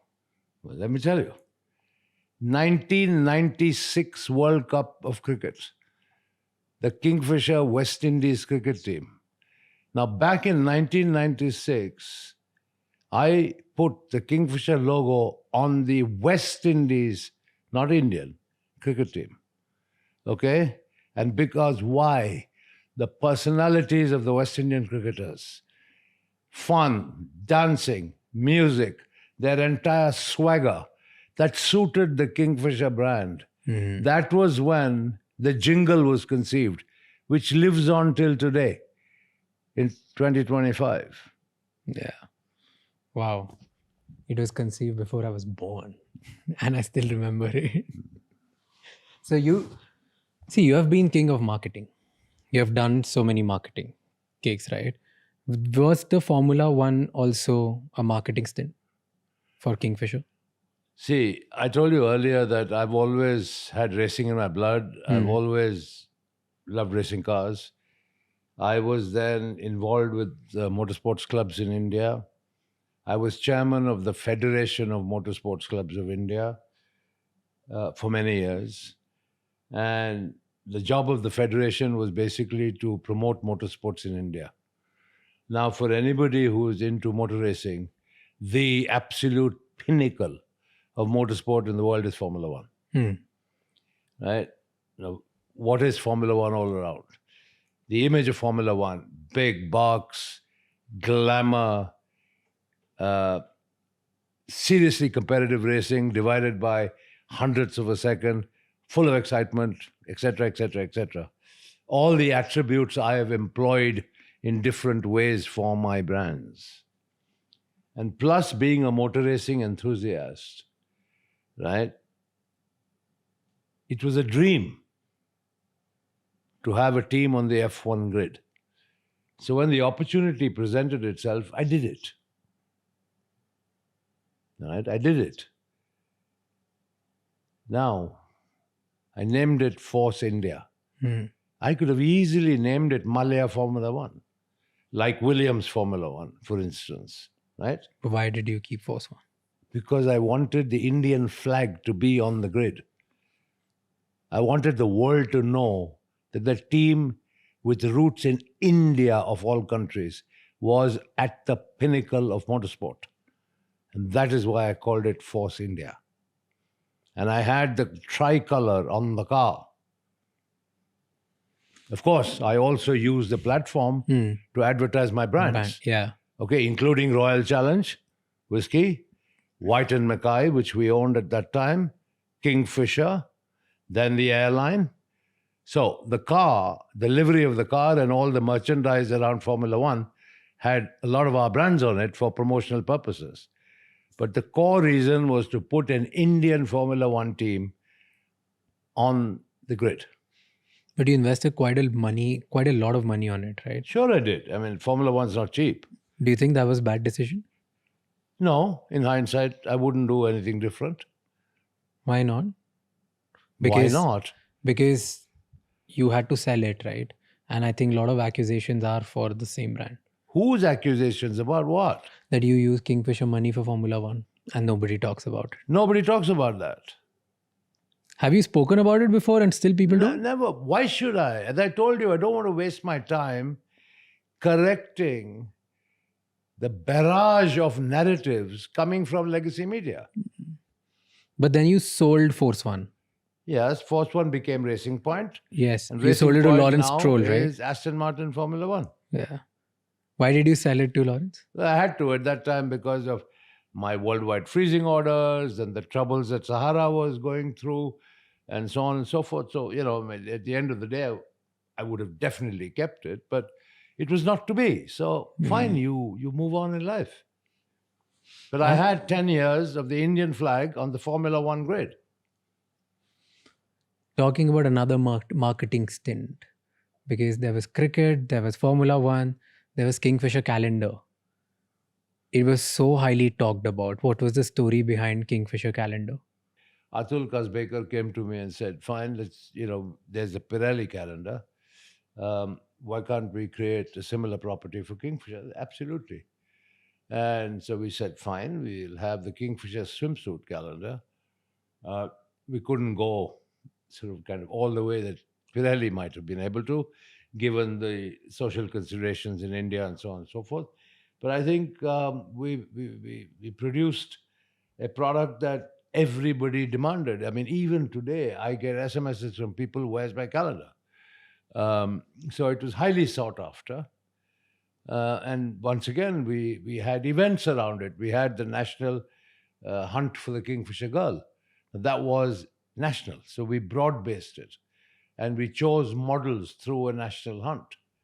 And then, of course, we'd have events around the calendar, shooting the calendar, and then launching the calendar, all of which was consistent with the brand positioning and marketing strategy of Kingfisher.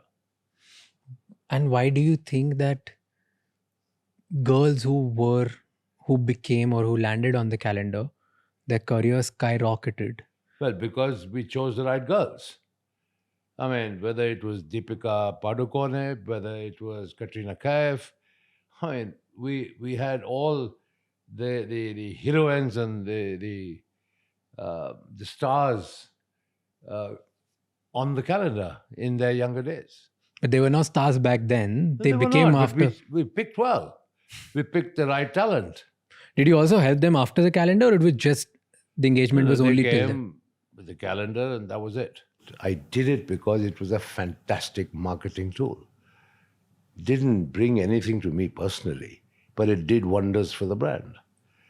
The same thing with the McDowell marketing campaigns, right? Okay. Talking about fast cars, I've always been passionate about cars. Right? And I have owned good cars, but not a fleet of them. In India, I had a couple of Mercedes cars, one Rolls-Royce and one Maybach. That was it. That was all I possessed. But you have one of the largest car collections of vintage cars and stuff, Now right? we're talking about vintage cars, which is a totally different ballgame. Because of our nationwide presence on the ground, I told my people, look for vintage cars because they were hugely neglected. Many, many cars went to India in the 20s and 30s. The Maharajas in India were probably the biggest customers for famous cars such as Rolls-Royce. But these cars were in a state of ruin. Given my inherent interest in cars, I said I want to collect these and restore them, which I did. I mean, in those days, I have bought a Rolls-Royce for 50,000 rupees with a tree growing through it in somebody's backyard, deep in Telangana. I have bought cars that have been rusted, parts missing, etc., etc., etc., all of which I lovingly restored over a period of time. That is my passion for cars. And those cars still exist. Of course, you can't export them because that's a Government of India policy. So they are in India.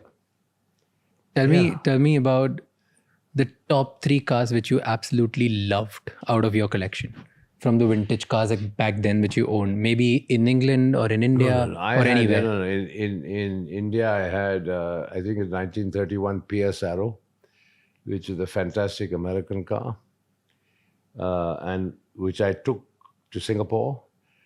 I entered Singapore to Malaysia rally and won it. And very proudly flew back on an Air India flight with a big trophy in my hand. That was one of my favorite cars. I have a Rolls-Royce Silver Ghost that was supposedly owned by the Nizam of Hyderabad with a very unique body on it. That's a special car. I have, I think, a 1903 Darracq, which looks more like a horse-drawn carriage. It's French, with a single-cylinder engine, still runs. So yeah, these were some of the unique ones which were personal favorites, let's put it that way. What's the most ridiculously expensive thing you've bought in your life? I mean, it depends what. I mean, You're talking about a car, you're talking about painting, you're talking about property. Give me example of one each. No, I mean, look, I have a family trust set up by my father that, has acquired various properties in different parts of the world.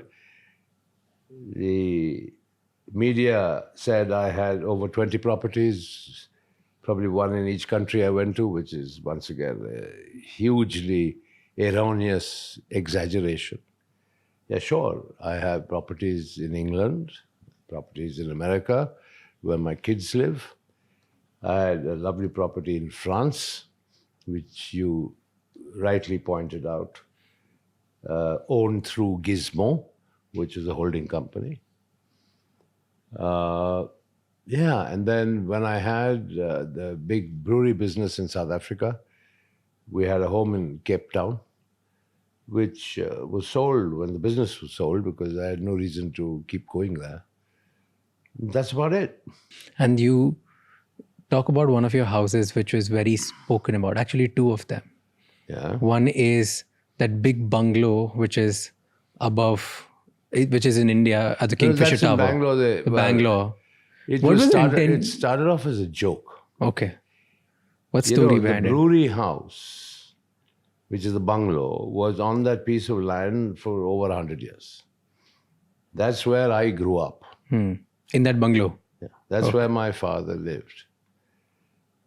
And so when these developers came and asked me that land should be developed and that it would be very beneficial for the company and that there was a huge profit potential, I said, I should put the company first and unlock the value and the potential rather than be selfish and say, no, I'm not moving.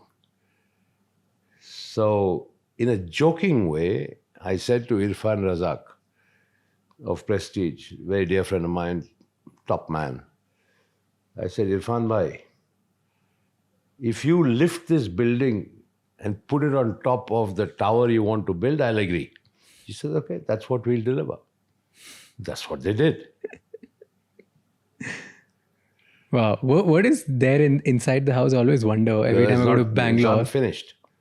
It's unfinished because it's embroiled in this UBHL liquidation controversy right now. But, given that the banks are settled, and I think UBHL should come out of liquidation and be restored to its shareholders, which is what I'm working on now.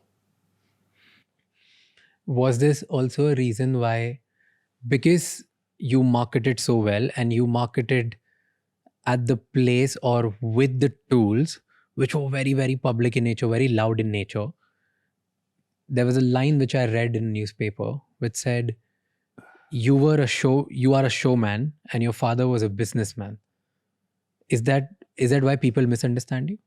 Because of the nature of your... My father was a businessman, and I really am not concerned about being referred to as a showman, because the showman created the world's largest alcoholic beverage company, which my father as a businessman would have loved to see.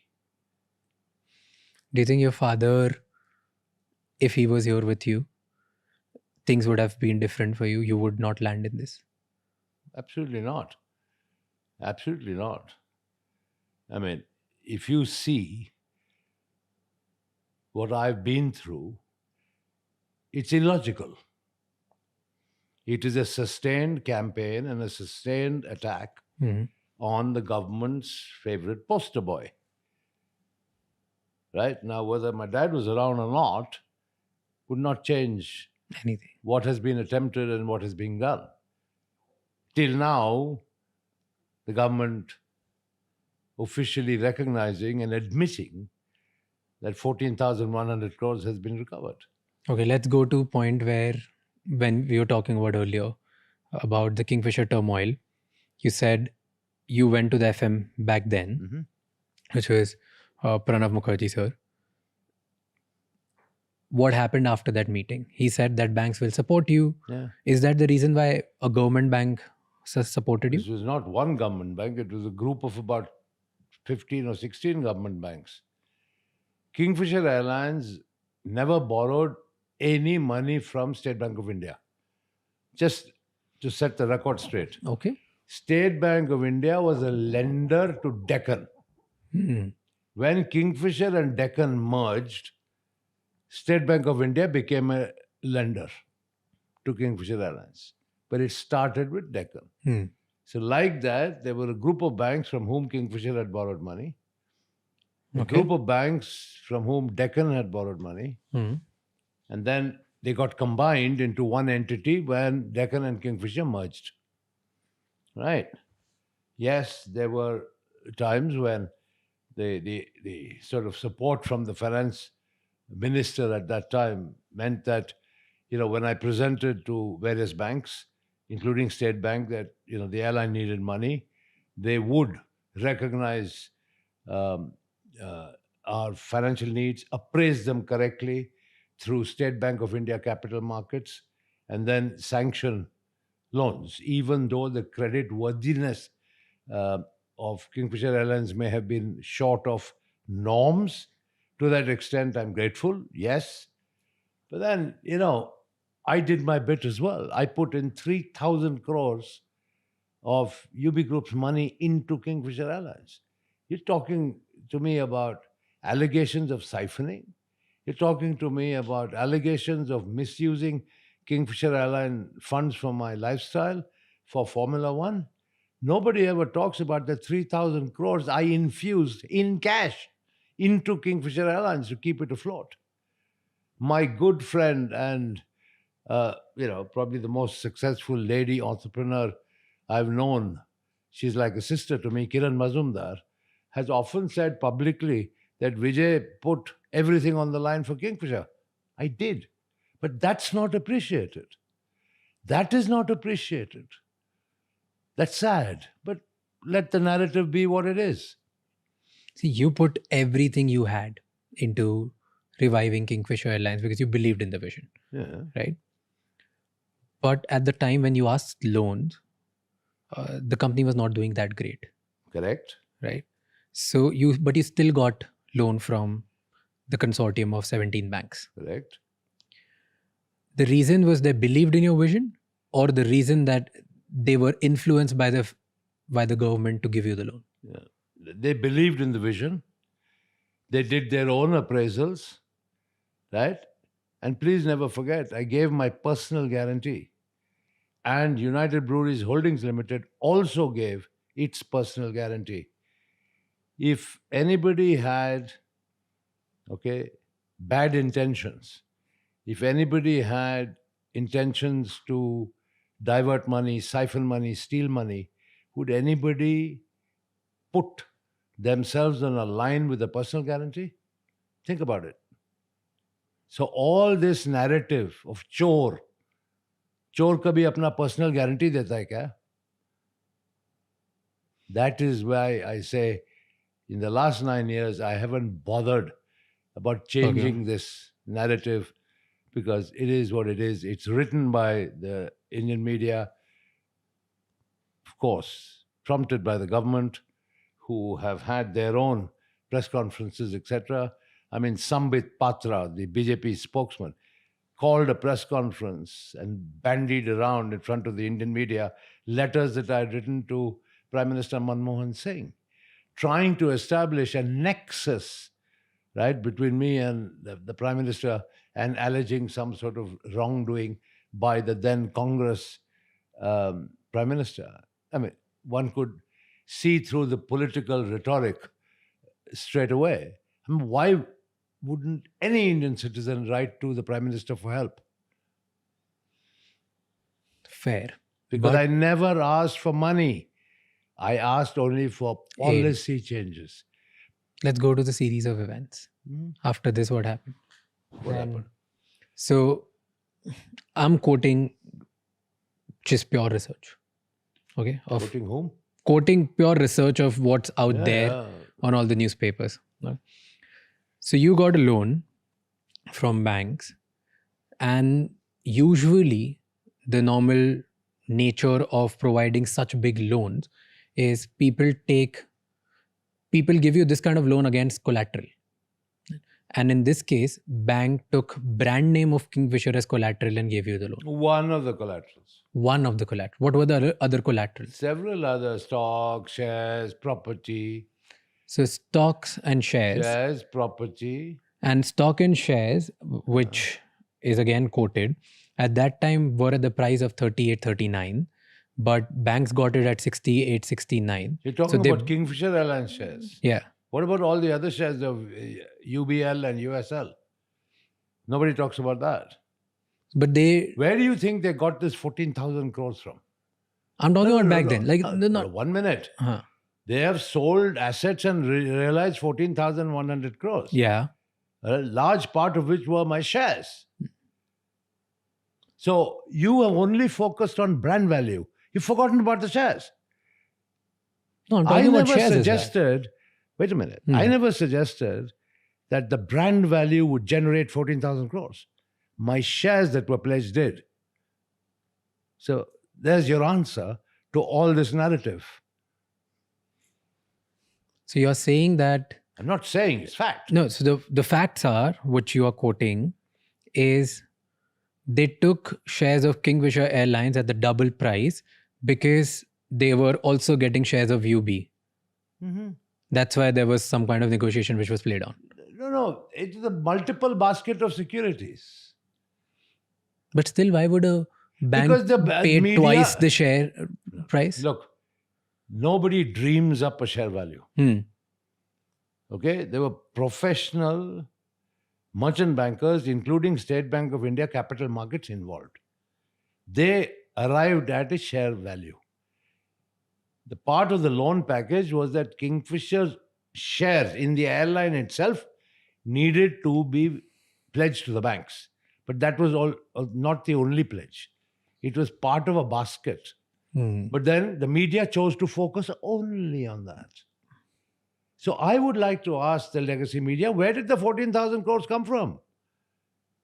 But you made such a hullabaloo about share price of Kingfisher Airlines. Now you see. Now do you see how people pick and choose to discredit you? Isn't it pretty evident? Okay. So then this happened. Again, a business decision by banks. They did everything. There was no influence involved. It was pure play business decision by a bank between you and the banks. You should ask them this question. You lent the money. On what basis do you lend the money? They should answer the question. I'm the receiver.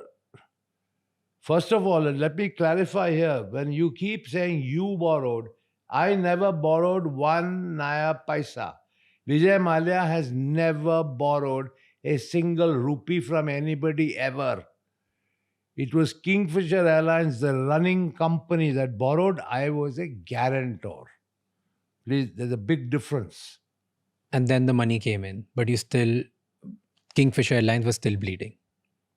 Whatever the case may be, I also put 3,000 crores. You put in 3,000 crores, you put in everything, and you tried to revive it. And then one series of events happened where there was a non-payment of the oil bills, and that's why the oil companies started asking you for advance money, and that shaked you a little bit more. But yeah, the working capital cycle got disrupted. It's natural. Then there was another series of events that Kingfisher Airlines was not able to pay the airport fees, the landing charges. Listen, when a company goes through a cash flow issue, it affects everybody. Yeah. You cannot isolate one particular creditor or vendor. No, so I'm coming to something. If there's a cash shortage, okay, it's across the board. So across the board, then there were catering companies which were affected. Whoever. There was no food. Everybody. After one by one, there was non-payment of certain things, cash flow issue. Did you, at any point, did you think that this is not going to work? You were still pushing. You were still trying to push it. I was pushing in the hope that the foreign investment that I had already negotiated was going to fructify, which I had already agreed, right, with James Hogan. But the permission never came. It was sad, and I guess my misfortune, that 6 months after Kingfisher collapsed in October 2012, that the same Etihad was granted permission to invest in Jet Airways. Okay. Then another thing happened. Okay. So you were expecting all of this would happen. You asked your people, your staff, your employees to wait that the money will come in. Yeah. But they were not paid. The staff was not paid. Sadly, no. Right? But there's again a statement that your international employees were getting paid, Indian employees were not. And the reason is that because internationally you would have held accountable, in India you could get away with anything. Was that the reason? I didn't know that. But why were you paying international employees and not your? It's very simple. The money was available through ticket collections in England. Because money was available, staff salaries were paid. In India, the High Court of Karnataka had frozen over 260 crores worth of cash. Okay, now I'd like to focus on this non-payment of salaries. There has been a hell of a lot spoken about it, all right, which has pained me no end. It has seriously pained me. In my track record as chairman of UB Group, I would ask anyone to check on how I cared for my employees. I was proud of the care that I gave to my employees. Why would it be different for Kingfisher employees? The company in India had no money. There was UB's money of 260 crores in the bank with the bank under the control of the government of Karnataka. We applied officially and formally to the High Court, please release the money to pay the salaries. Court said no. Why? The same banks objected. The same public sector banks objected. Why? Why? Because they They said wanted. that money belongs to them. Because the company had defaulted in payments. But as far as I was concerned, I asked the court, please release those monies to pay the employee salaries. The banks objected, the courts refused. But you personally took salary from Kingfisher Airlines, 33 crores a year? No. I took salary of 33 crores a year, I wish. Why do they talk about it Who then? talks? Show me the balance sheet where it's written. Can you show me? Not the balance sheet, but the media talks about it. I can show you an article. Ask the media where's the balance sheet. So you never took salary, I never took 33 crores of salary. or did you take any salary when other people were not getting paid? Obviously not. So when you really think I'd pay myself to the exclusion of other less well-to-do employees? That's what the world thinks. That's unfortunate view of the world about me, which is sadly completely false. But then they all were on the road striking against you. If you would have spoken to them in a nicer way, probably, or I don't know. Spoken to them, tried to explain to them, but at the end of the day, they did what they thought was best. They were under stress. I respect that. I'm not blaming anybody. Okay, a couple of people have said some nasty things, which is fine if they are under pressure and their livelihood was under pressure. I fully understand that and I take it in my stride. But the fact, any suggestion that I willfully did not pay or that I ignored them and enriched myself in the process is completely false. While all of this was happening, something really tragic happened. One of your employees' wife committed a suicide because they were not able to pay themselves. Were you aware of that? I became aware of that, and upon investigation, that was the culmination of a long-standing dispute, marital dispute. It was convenient to blame it on Kingfisher Airlines and non-payment of salaries. Once again, when people are under stress and under unpleasant circumstances, I don't want to comment on it in an unsavory way. It would not be right on my part. I mean, my sympathies are with the family that lost one of their kin.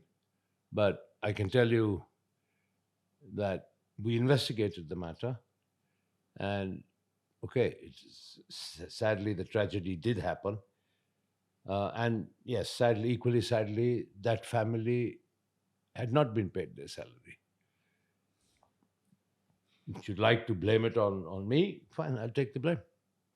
As I said, I'm not afraid of taking blame where blame is due. Now, I can face up to reality and truth. Did you feel like you should have said sorry to employees? Because I you were sent not able to. condolence letters. Of course I did. Yeah, but I didn't copy the media. I wrote a letter of condolence, but I didn't copy the media. Here's what pissed people off. That in your private life you were enjoying. Yeah. You were buying the Tipu Sultan sword. You were buying cars in the UK. The value of a Tipu Sultan sword would not have paid salaries. The two Mercedes-Benz cars, the figment of people's imagination, would not have paid the salaries. And if your suggestion is that I should have laid low in some artificial way, forget the employees, forget the shareholders of all the other businesses, United Spirits, United Breweries, MCF, everybody. Really. That would have been very fair, isn't it?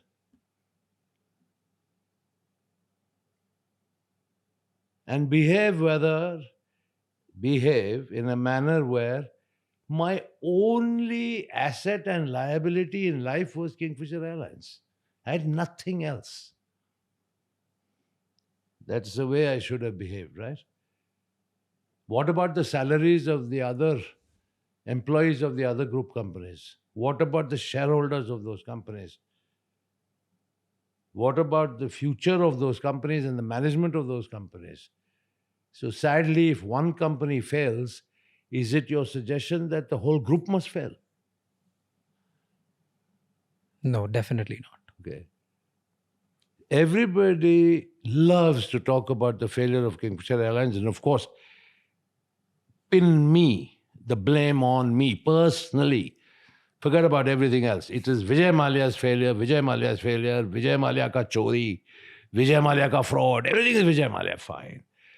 What about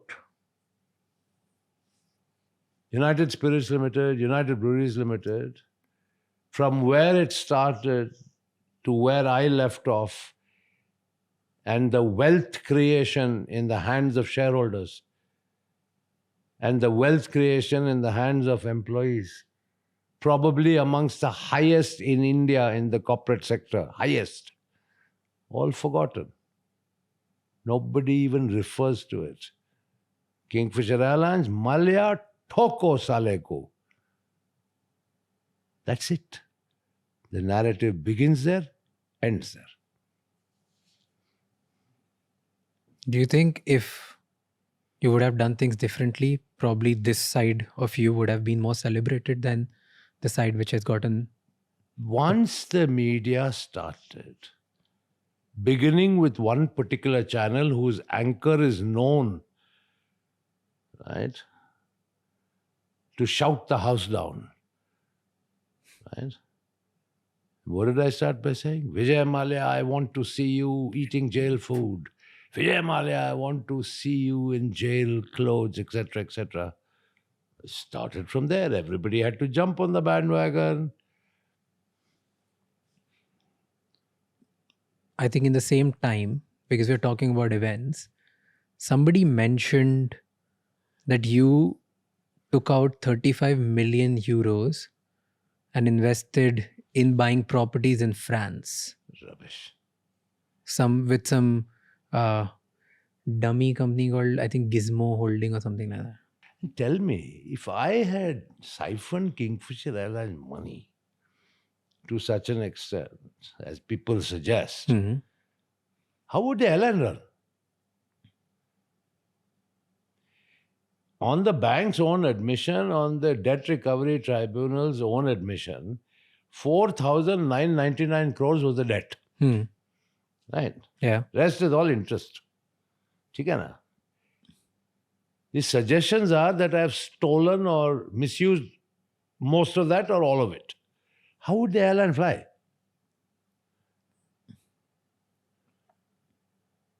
If all the money borrowed from the banks Vijay Mallya pocketed, how would the airline fly?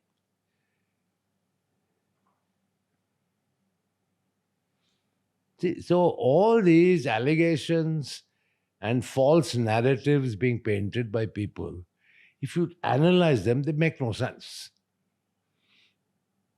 What also is not making sense to me is when the government said that they're going to support you in 2008, the FM said that they'll provide the loan, which they probably did with the banks. Mm-hmm.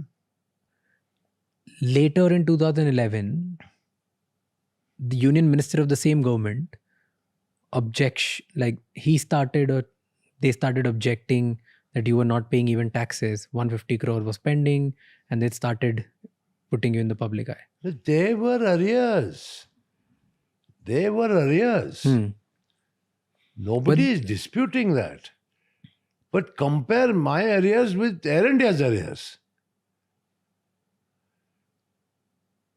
Air India's arrears were probably 10 times that of Kingfisher Airlines.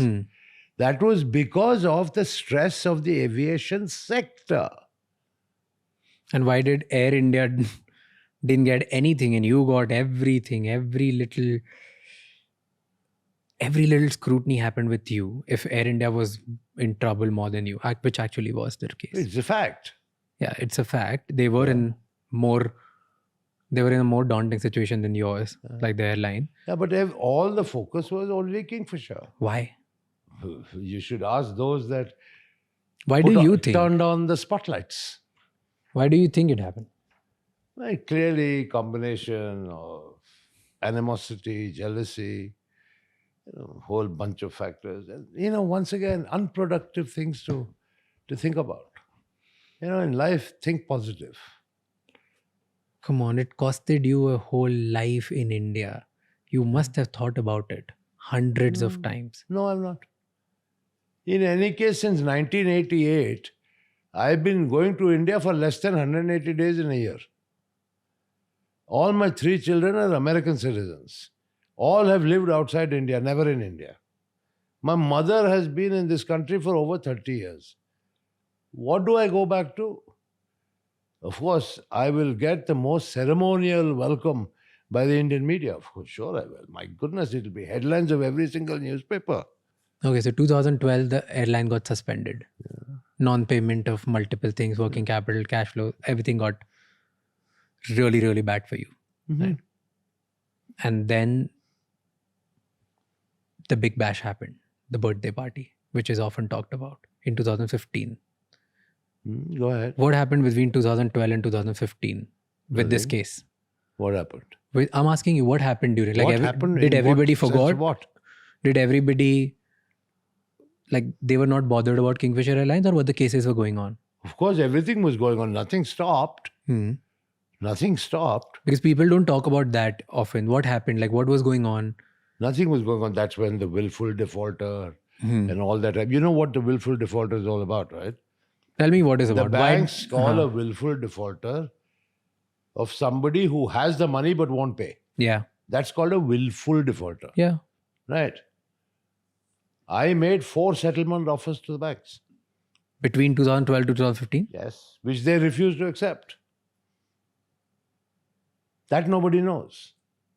What was the settlement that you were offering? So many settlement offers, including before the court. Right? So it was always the intention to settle. I flew through Hyderabad and met the chairperson of the State Bank of India at their training academy in Hyderabad and offered a settlement. It was always my intention to settle. Never did I say I'm not going to pay. And why do you think they didn't accept it? They wanted 14,100 crores. That's why they didn't accept it then. They didn't want your 5,000 crore because they were expecting it to go up. Like the sale of your assets will be much higher than... Whatever. Is that? Yeah. Had they accepted my offers, they would have got 5,000 crores. Today they've got 14,100 crores. But is there any proof do you have where you offered them settlement and they didn't accept from Take 2012 out to the records 2015? of the Supreme Court of India. The proof. What better proof than the records of the Supreme Court of India? Public documents.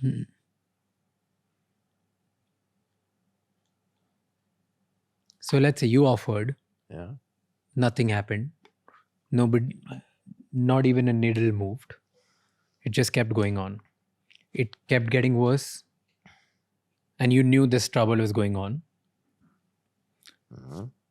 And in 2015, apparently, according to the media, this is where things went down, where you had a grand birthday party, your 60th birthday party, 18 December 2015, right? Correct?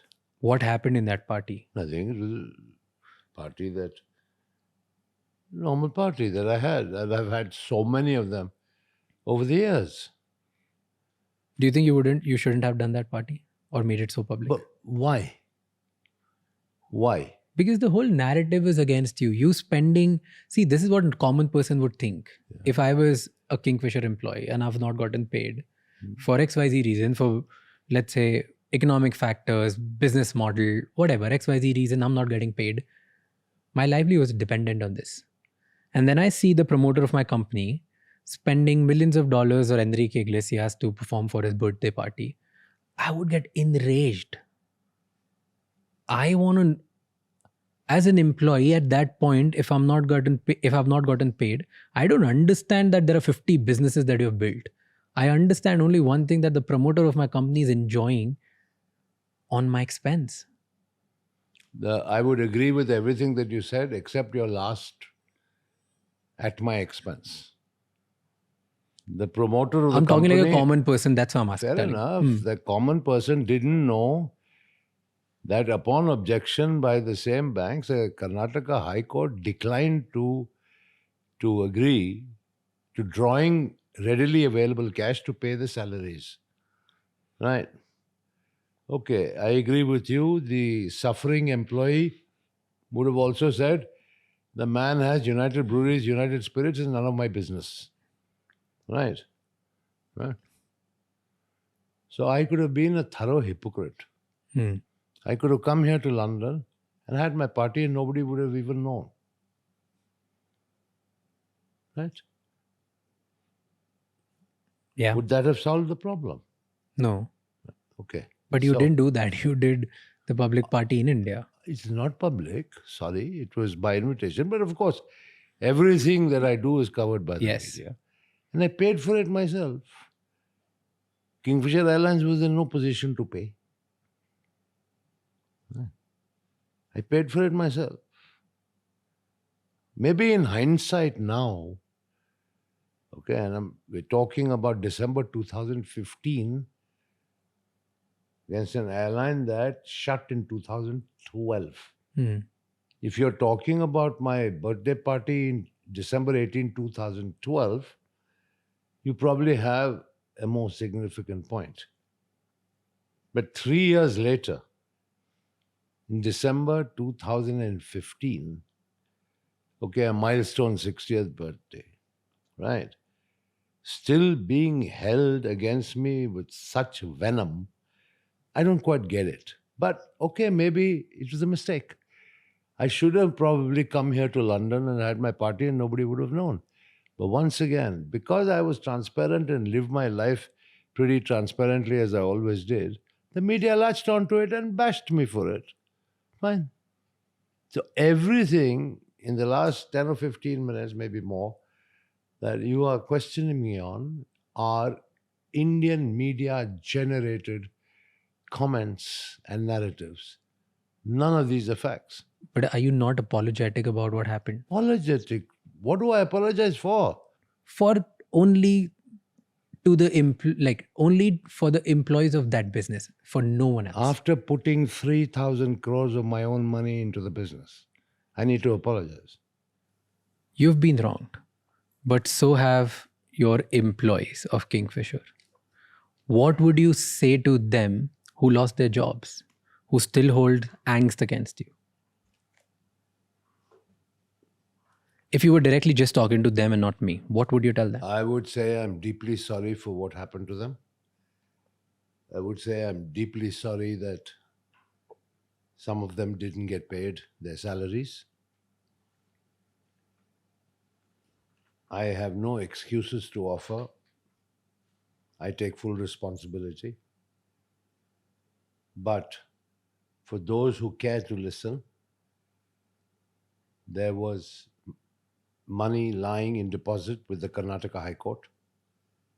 I specifically applied to court to pay the salaries of Kingfisher Airlines staff.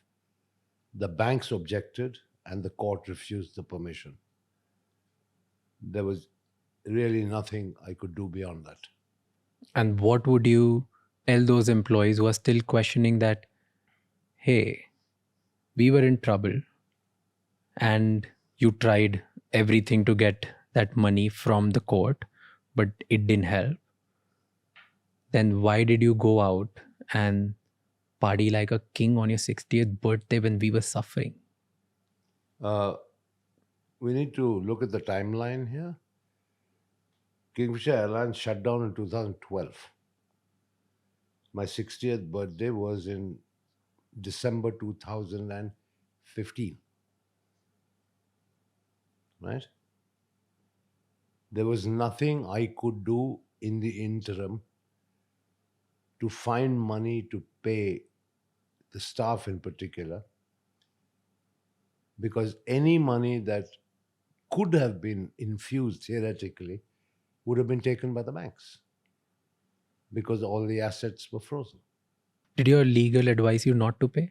Absolutely not. I told my legal advisors to find every single avenue to pay. And it didn't work. They couldn't find a way. But ultimately, because of the freezing, all the money was lying under the control of the court, so we couldn't touch the money. And every penny that you would have infused just for their intention to pay your employees would have still gotten frozen. You see, the court order did not differentiate between employees and general corporate purposes. Mm-hmm. Any money in the account of the airline was frozen. Frozen by the banks, frozen by tax department, frozen by service tax. Everything was frozen. The chunk of available cash was with the court, and that was actually cash of UBHL, not Kingfisher Airlines cash, of United Breweries Holdings Limited, one of the co-guarantors. UBHL said, we want to pay Kingfisher Airlines staff salaries. Please allow us. The banks objected, and the court did not give permission. That is fact.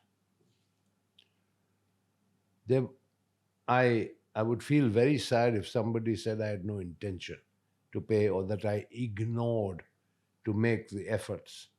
I made every single effort I could. Do you ever feel sorry that you couldn't do anything to give money to the employees? Obviously, but are you suggesting that I'm not sorry for what happened to Kingfisher and the collateral damage that was caused to everybody? I'm asking you, are you? I said I was very sad about the fact that You were sad, but were you failed. sorry about it? Sorry. I apologize publicly to everyone for the failure of Kingfisher Airlines. Till today, I'm willing to apologize. I did my very best. I tried very, very hard. I put in my money, blood, sweat, and tears. It didn't work. Sadly, it didn't work. I'm very sorry. At the end of the day, frankly, It's what I think of myself when I look at myself in the mirror in the morning. Have you done good or have you not done good? Are you a success or are you a failure? What is the answer? I'm a big failure according to Indians. Fine, I'm a big failure. But when I look at myself in the mirror, I don't see failure. But does it bother you? Who created 1.75 lakh crore of market cap in the alcoholic business? Who created it? Even after creating such a behemoth, people think you're a failed business owner. Fair enough. So let Does them it think. bother you? And who made Kingfisher Airlines so public? Who made it? Damania Airways started and failed. East-West Airlines started and failed. Right? Jet Airways eventually failed. Right? Modi Luft started and failed. Right? Paramount started and failed. You read about them? Only Kingfisher and Mallya. Is that not a targeted attack? Because here's what got crafted after it. Who crafted it? I'll tell you. I'll come to that. Tell me. Then, So tell me, what about all these other aviation failures? see, nobody cares about them because nobody was as public as you. So now we're talking that I pay the price for my own public image. And the fact that you left the country. That's which is another. Yeah. So I'll come to the series of events of these, both of them. No problem. Okay. So 2015, December, this happened. Before that, CBI started investigating you. And I appeared before the CBI 4 times. And CBI concluded their case that they found you siphoning the money. Was that the thing? Completely false. Okay. There is no allegation of money siphoning by CBI. What did CBI conclude? Nothing. That I spent on a private jet, which was Kingfisher Airlines' own asset, Yeah. that I misrepresented to IDBI while taking the loan, What did you misrepresent? that I misrepresented. You asked me a question about brand valuation, right?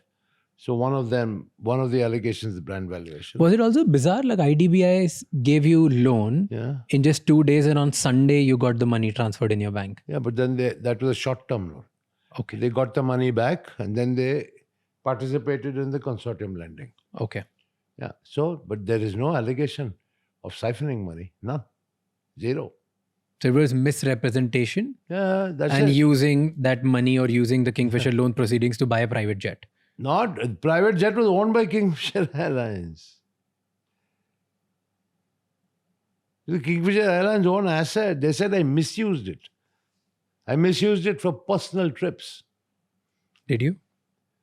I think if you see the line of private jets starting from Mr. Ambani's in Bombay Airport and ask them who uses your jets, you'll get the answer.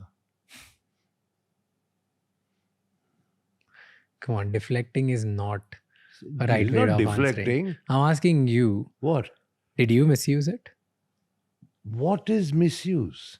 I don't know. Whatever they're quoting, do you agree with it or no? So you agree with the CBI? No, I'm asking you, do you agree with it or no? I am Obviously, not agreeing I with don't anything. agree with it. Obviously, I don't agree with it. You used it for business purposes only. What do you mean business purposes? If I had to fly on holiday, I'd say, private jet, आप खड़ा रहो इधर, मैं जा रहा हूँ Air India से. That's what CBI had problem with. Is that the case? Yes. That yeah. you took the... Come on, that would not only be the case. Huh? That would be a part of your case. Let's say But using... this is what I'm saying. The principal one was misrepresentation.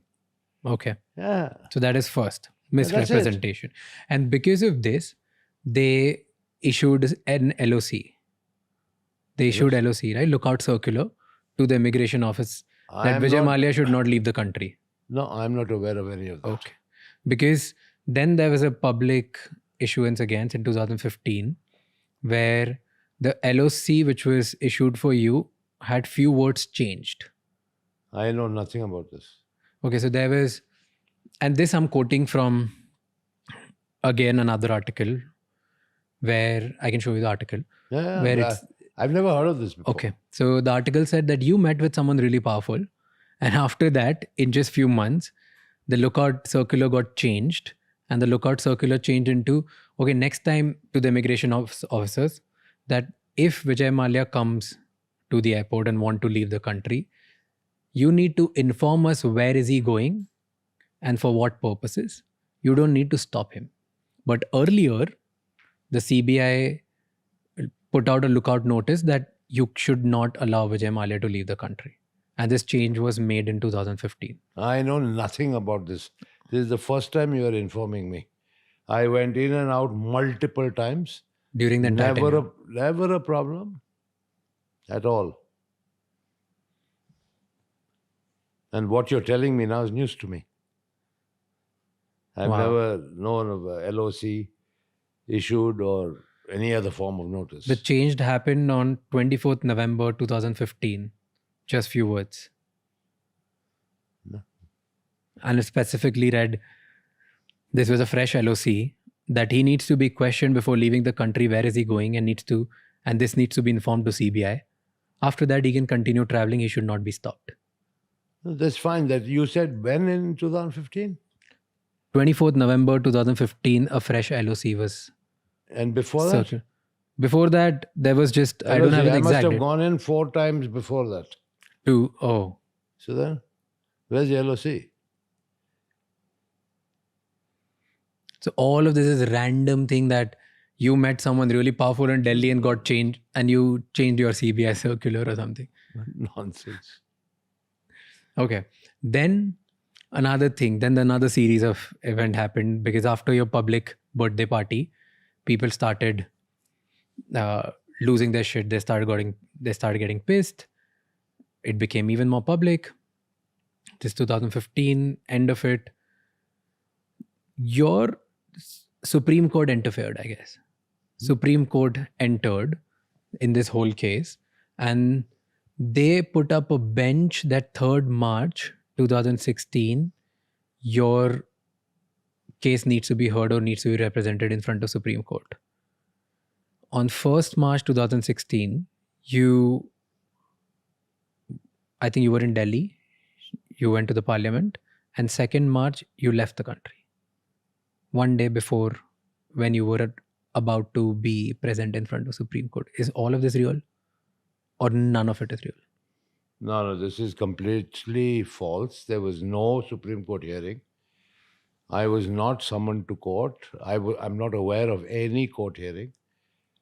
I told the finance minister, Arun Jaitley, before leaving for the airport. And then I flew from Delhi to London. I was on my way to Geneva for a FIA World Council meeting, which was fixed months ago. I told the finance minister, because I went from Parliament to Delhi airport. When this news hit the media, once again, it created a storm. Yeah. People went running to Mr. Jaitley. He denied meeting me. A Congress MP saw us and then said to the media, no, I saw them together. Mr. Jaitley had to retract his statement and say, yes, I met him, but only while I was walking. It was a fleeting meeting. I never said I went to Mr. Jaitley's office, sat in front of him, had tea with him. All I said is I told the finance minister while leaving, I'm going to London, I have to go to Geneva for a meeting, I'll be back. Please tell the banks to sit across the table and settle with me. How long does this take, this one sentence? A minute or two. चलते चलते बात हो सकती है ना? हाँ. मैं थोड़ी ना कहा कि मैं कुर्सी और मेज के सामने बैठ के डिस्कशन कर रहा था. But you see the way He denied it. Then when the Congress MP pointed out his mistake that he saw us, he quickly changed.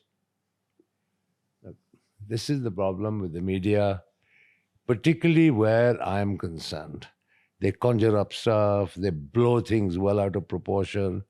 Well, okay, if it's good for their business, let them continue doing it.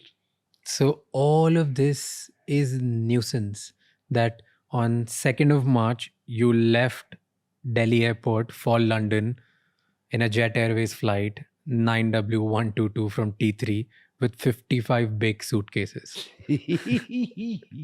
And somebody says 27, somebody says 55. I mean, different newspapers, different stuff.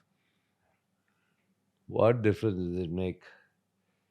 They say LOC, then they say no LOC. Then I tell the finance minister I'm going. Then he says no.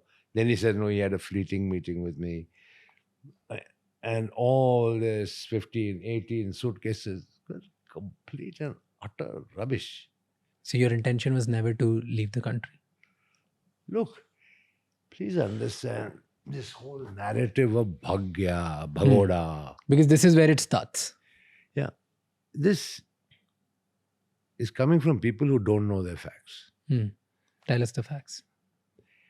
I came to England in 1988. I got my indefinite leave to remain, ILR, in 1992. For 32 years, I have been a permanent resident of the UK. Allowed only to spend 180 days in India because I have preserved my non-resident status since 1988. All right. That is why I used to go back and forth so often. All right. So I came. I was attending a scheduled meeting in Geneva, like I told you. What happened? The loudest anchor in the television industry started. All the media piled on. Huge hangama.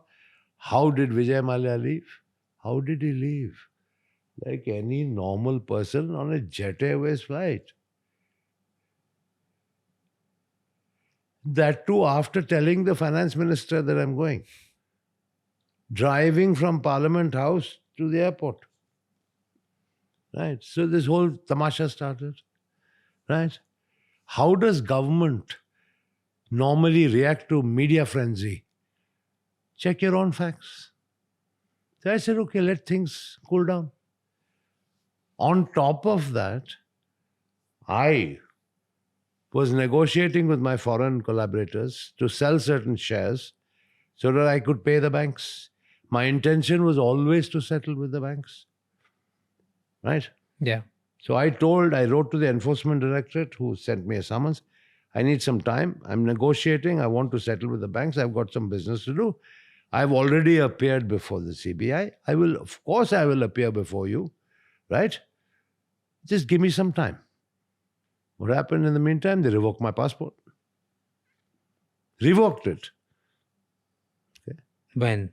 When was this revoking? 2016. Oh, right before you left. Before Right after you left. Yeah. Passport gone. How to travel?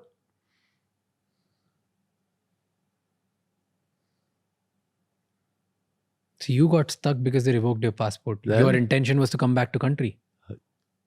Many things may have been different, no?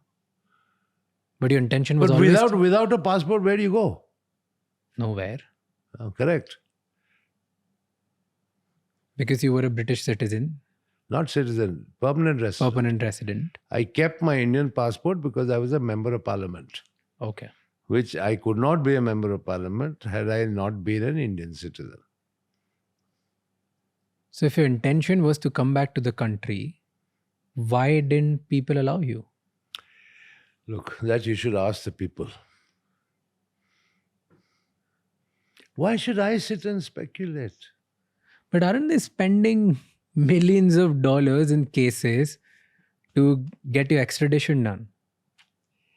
Yes, because they have to make a show of things as well, no? Please, let's be very clear. Can somebody from the government say to the public, what crime have I committed for which I must be investigated? Have I stolen money from the banks? You must have a prima facie case that I've stolen. You can't just make it up in your head Yeah. that I've stolen money from the banks. You need some prima facie evidence. Right? Have I done any money laundering? Have I done any drug smuggling? Have I been involved in any violent crime? What is the allegation against Vijay Mallya? Nobody can have an allegation against Vijay Mallya of dishonesty because I have always been honest and truthful. I have never borrowed and I have never cheated and I never will. But you got this tag of willful defaulter. Willful defaulter is a person who can pay and who doesn't pay. That's a crime. That's a crime. Isn't it? You make up your mind. Then why did you freeze all my assets? You froze my assets in 2016. Right. That's how you've recovered 14,100 crores, right? You can't freeze assets of a person on one hand and call him a chore on the other hand. No? See, they call you willful defaulter because you had money and you didn't pay. And that's why they had to take such a strict action to freeze your assets. If you would have paid earlier, then they would have not done this. But if you're saying that from 2012 to 2015, you have applied multiple times in the court Correct. that you want to settle, Yes. why is all of this happening? I think it's very clear it's also been a part of the media where a particular senior officer of the State Bank of India said to a good friend of mine that as a banker, I would have settled with Vijay a long time ago. But if I do any settlement with him, I'll have the CBI on my neck the very next day.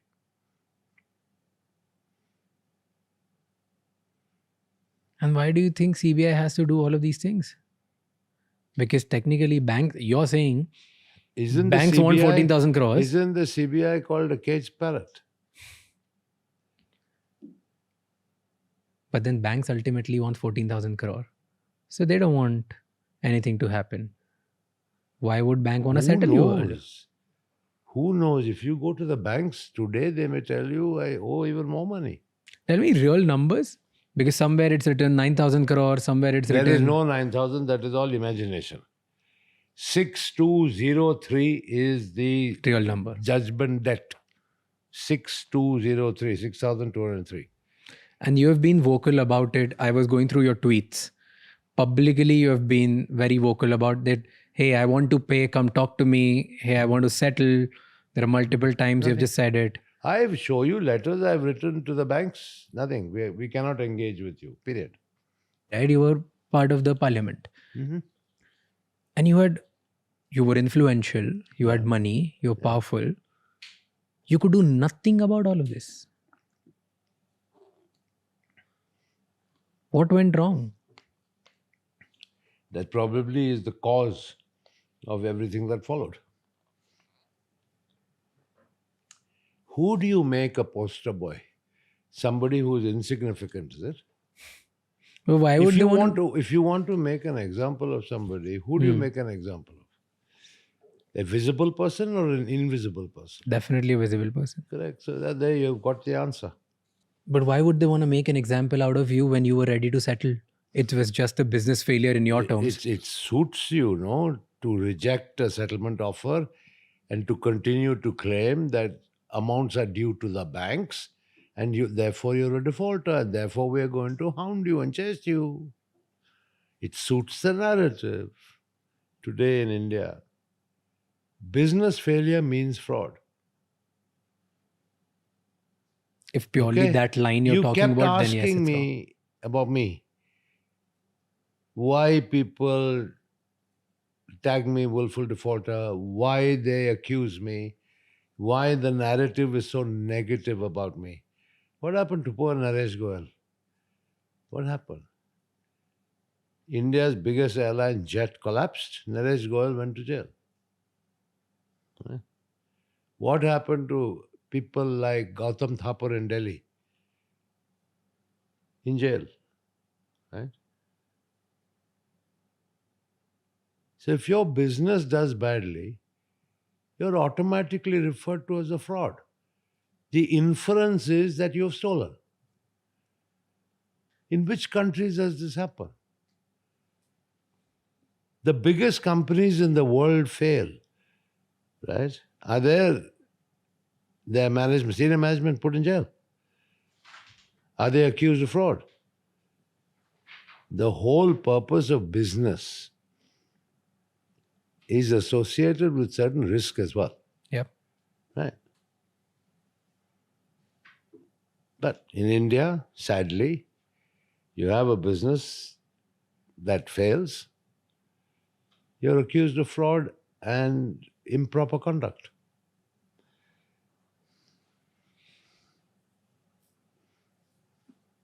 And people say, and the government and the agencies, that your fraud or people whose businesses have failed are fraud because they've taken money from the banks, which is a common taxpayers' money, which is common people's money. So if you take common people's money and you're not able to repay it, then you're considered wrong. But if in your case, if they have actually recovered more than 2.5x of it, or probably somewhere around that number, why are they still behind you? Because, as I said, have you ever heard of any bank not rendering an account to a borrower or a guarantor? Despite 15 reminders, the same banks have not given me a statement of account. Not one. Have you ever heard of such conduct anywhere in the world? For the first time, it is through the statement in Parliament of the Finance Minister and the printed report of the Ministry of Finance that they have shown 14,100 crores recovered from me. The government have. The banks have not rendered a statement of account. That is why I have gone to the Karnataka High Court, asking the court to direct the banks to give me a statement of account. That is the pitiful state of affairs. Now let me explain things to you in a summary fashion. In this entire debt of Kingfisher Airlines and the recovery, you have the recovery officer of the Debt Recovery Tribunal. Yeah. The Debt Recovery Tribunal is the one that gave the certificate of debt. They have recovery officers whose job it is to recover against that recovery certificate and inform the tribunal about how much has been recovered. Because when the full amount is recovered, the Debt Recovery Tribunal will issue a discharge certificate that your debt is paid. Second is because the second guarantor, United Breweries Holdings Limited, is in liquidation. It is in the control of the official liquidator. The official liquidator is also obliged to give an account to the court, right, on the liquidation, which includes being a co-guarantor of the Kingfisher Airlines debt. Right? Both these have stated in court, in judicial proceedings, that the banks have been fully paid. Yet the banks have not submitted a statement of account. I have had to go to the Karnataka High Court pleading with them to please direct the banks to submit a statement of account. And of course, the official liquidator and the recovery officer as well. This is the conduct of those banks. And you're asking me questions about why they didn't do this and why they didn't do that. Does it happen with other entrepreneurs as well? Well, I'd be shocked if it did. I've never heard of anything like this. Do you think the Indian system gets rigged against the entrepreneurs or the business owners who get too powerful after a point? It's certainly riggable. Because in your case, this is what happened, right? In my case, all the facts are there for everyone to see. Then, sir, Simple. what's the future? Like, what's going to happen now? What's happening? In your story, what you're telling is completely different than anything and everything that any Indian person out there who will do little research about you would find. It's completely different than what you're telling. But if you do research on me, what are you going to find? You will only find the narrative generated over a period of time by the Indian legacy media and to a certain extent the government and what they have said. And of course, when I say government, it includes CBI and ED and this, that, and the other. All right, that's all you'll find. All of which is false narrative, either deliberately written or, in some cases with the media, ignorantly written. So, is there a businessman, politician, media kind of nexus against you in India? I don't know who is against me except this government. And I made no bones about it that I am their poster boy. I am also a political football, right? You must have heard the narrative. BJP tells Congress, tumne loan dilwaya. Congress responds to BJP, tumne bhagne diya. Vijay Mallya is the football in the middle. What is the biggest challenge of doing business in India? Government. Explain. Government. It's in the Indian DNA. No matter what the state government or a federal government may say about ease of doing business in India, there is no ease of doing business in India. There are hurdles, bureaucratic hurdles, political hurdles all along the way. They may have reduced over a period of time, but no, I mean, you can't compare India and ease of doing business in India with any of the Western economies. But how did you manage that before?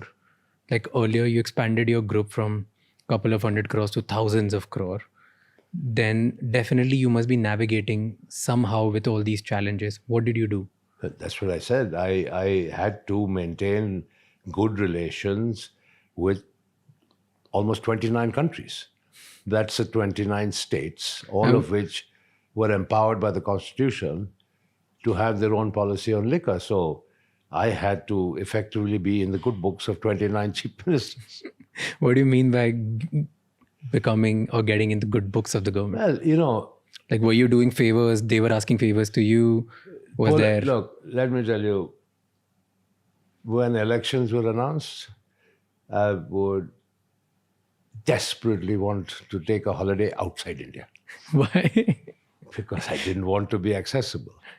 The politicians always felt that, you know, the liquor business was the cash cow that would meet their electoral aspirations. And, you know, sometimes these aspirations were completely unreasonable and impractical. But no, I mean, look, dealing with government doesn't mean underhand exchange of money. Okay, it definitely doesn't. I mean, whoever said that, you know, I can buy my way through X, Y, or Z is wrong. Okay. You can have good relations with people, and provided you present a proposal to them that meets their own political objectives, it works well. But would there ever be exchange under the table as well? All of that used to work or Well, no? you know, I'm not going to confirm or deny that because I leave it to your imagination. Because I think you know India as much as I know India. And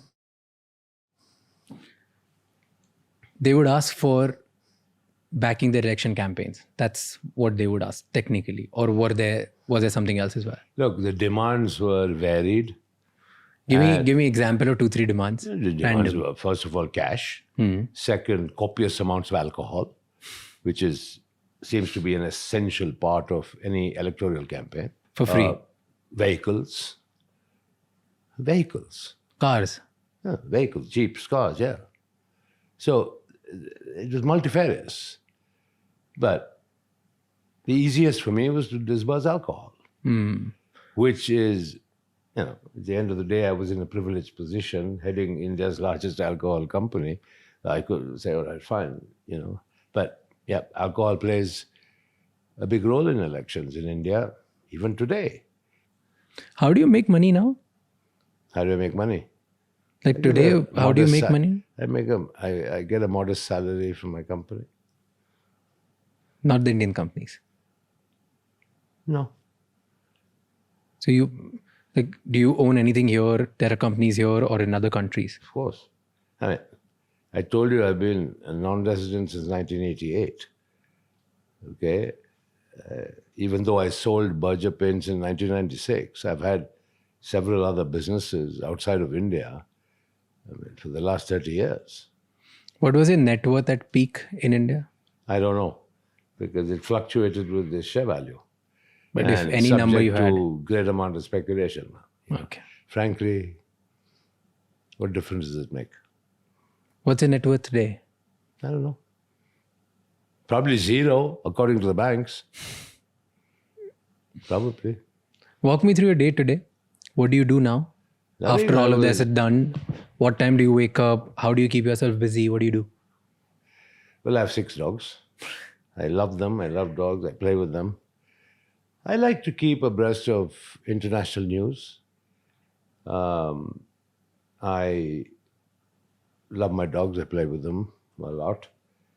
I have a few classic cars, which I like to tinker with.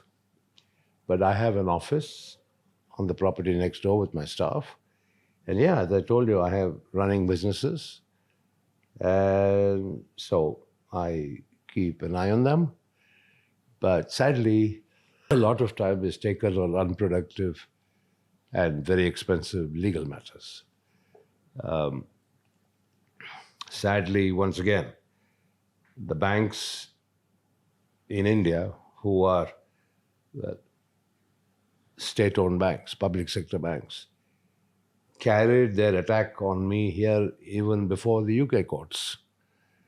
So as if Indian legal proceedings were not enough. They even came here. Fine, so I have to defend myself. And the businesses that you run here, they fund the legal fees and everything that you're doing. Yeah. Let's put it this way, there's enough to go around. What kind of businesses are here? The same brewery or something else? Oh, yeah. Basically, say my core business. Alcohol, brewery, or all that. Yeah. You love it. You love doing the same thing. That's what's in my blood. I used to joke when I was young. I said I was born in a bottle.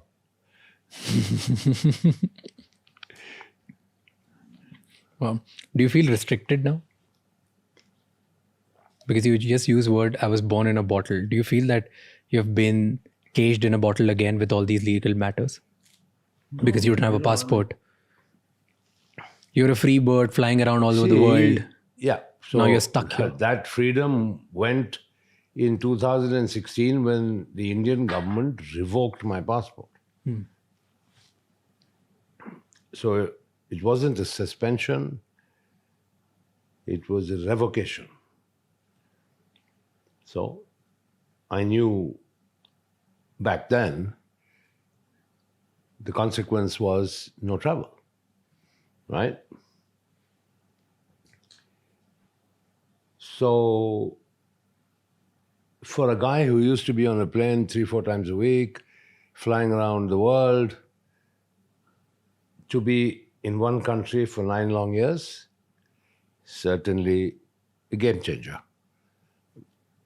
It must be. But it's not a matter of life and death.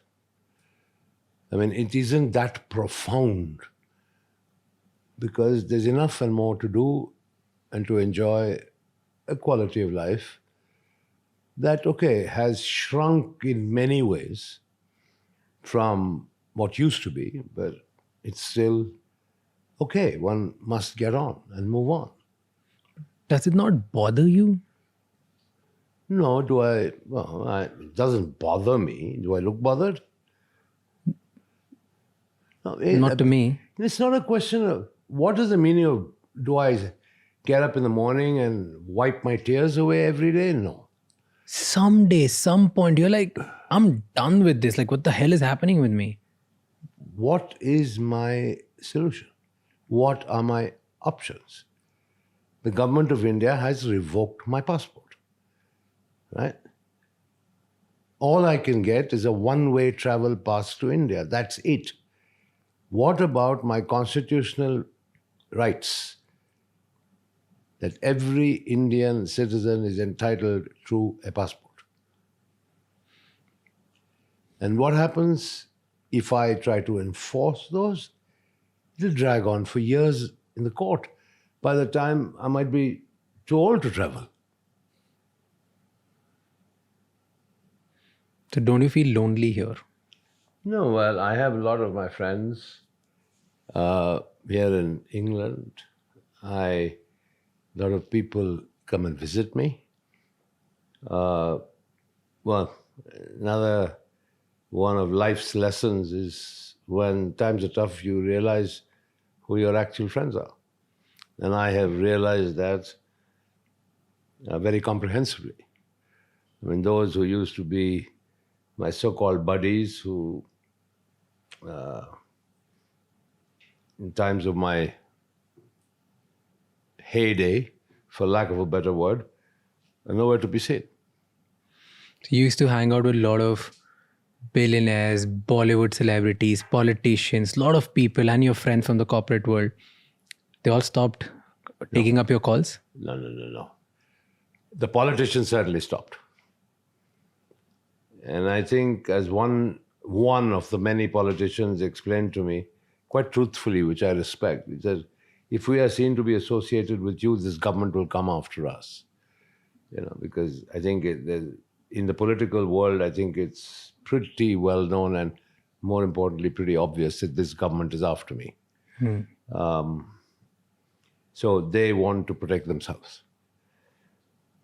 As far as corporate titans are concerned, I mean, Kiran Mazumdar, bless her soul, she's like my sister, makes it a point to be in constant touch, comes to England, we always have a meal together. And like that, there are a few other good friends who keep in touch, but otherwise, no. Certainly not as frequently as I would have been in touch with them or seen them when I was in India and all these troubles hadn't started. Talk about Kiran Mazumdar Shah. She publicly talks about you and how close you were, like since childhood you were friends. And she talks about your generosity, your optimism.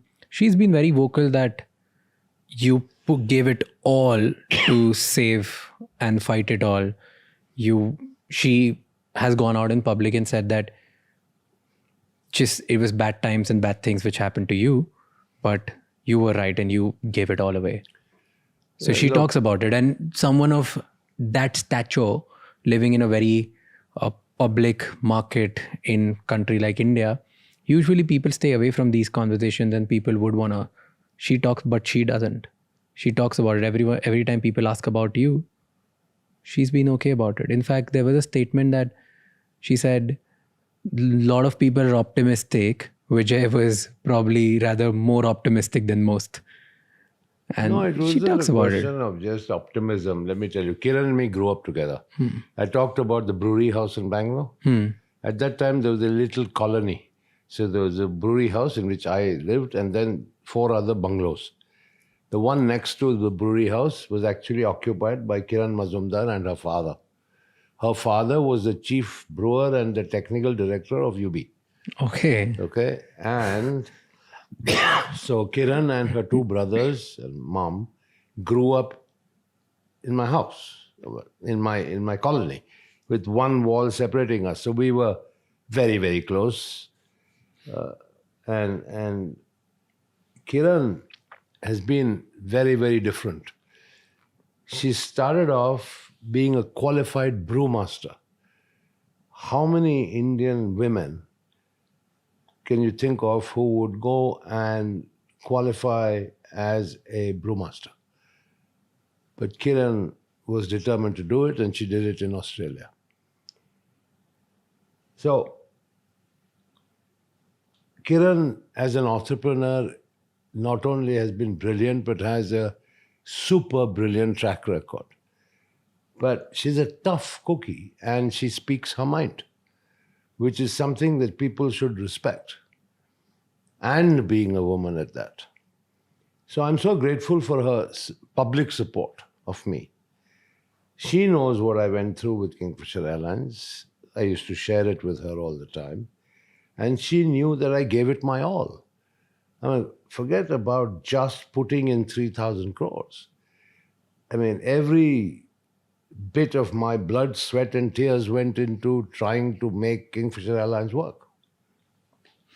Now that she isn't here, you're not there, here you're alone, friends, parties, businesses, that busy, restless life, nothing is there. In 9 years, what was the loneliest day of your life? I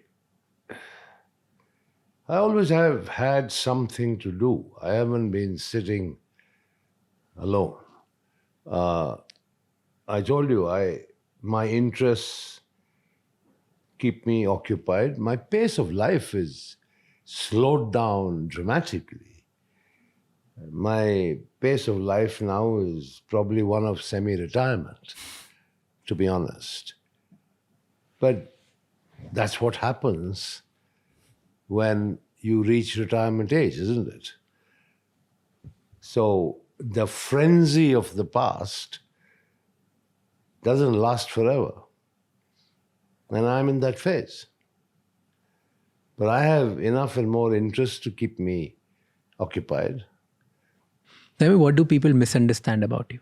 I don't know what people understand to begin with. Forget about misunderstanding. I mean, people in general, particularly the media, they hate my guts. They don't like the fact that I rarely get flustered. And they try to break me down deliberately, brick by brick. They try very, very hard. But, you know, maybe it's my upbringing in life. Maybe because I started very young. I'm tough. And tough, so I don't get browbeaten. I don't get pushed over. I stand my ground. And the media hate it. They absolutely hate it. So, I've heard all this. Mallya is arrogant. Mallya is a show-off. X, Y, and Z. And the narrative keeps repeating time and time and time again. Because I have never taken out my handkerchief and started weeping in front of them. They would love that. If I did that in front of the legacy media, probably the whole narrative about me would change. But that's not me. Has this become your defense mechanism now? There was never any defense mechanism. Like now it has become your image that, hey, I'm not going to break in front of you guys. So I'm going to stick through it.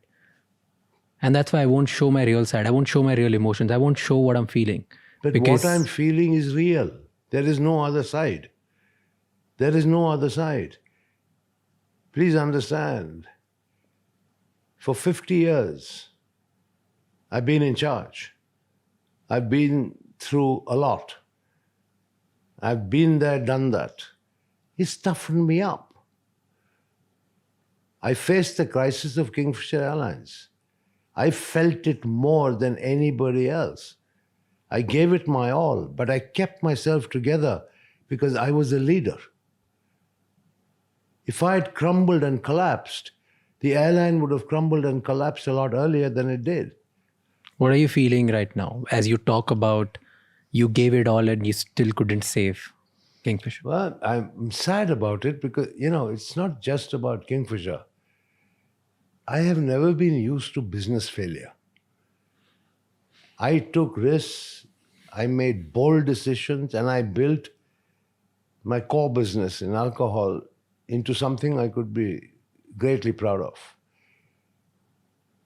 I failed with Kingfisher, and that hurts me more than anything else. Kingfisher was a wonderful product, probably the most awarded airline ever, providing connectivity to places in India that were never connected by air before, and in an environment promising growth.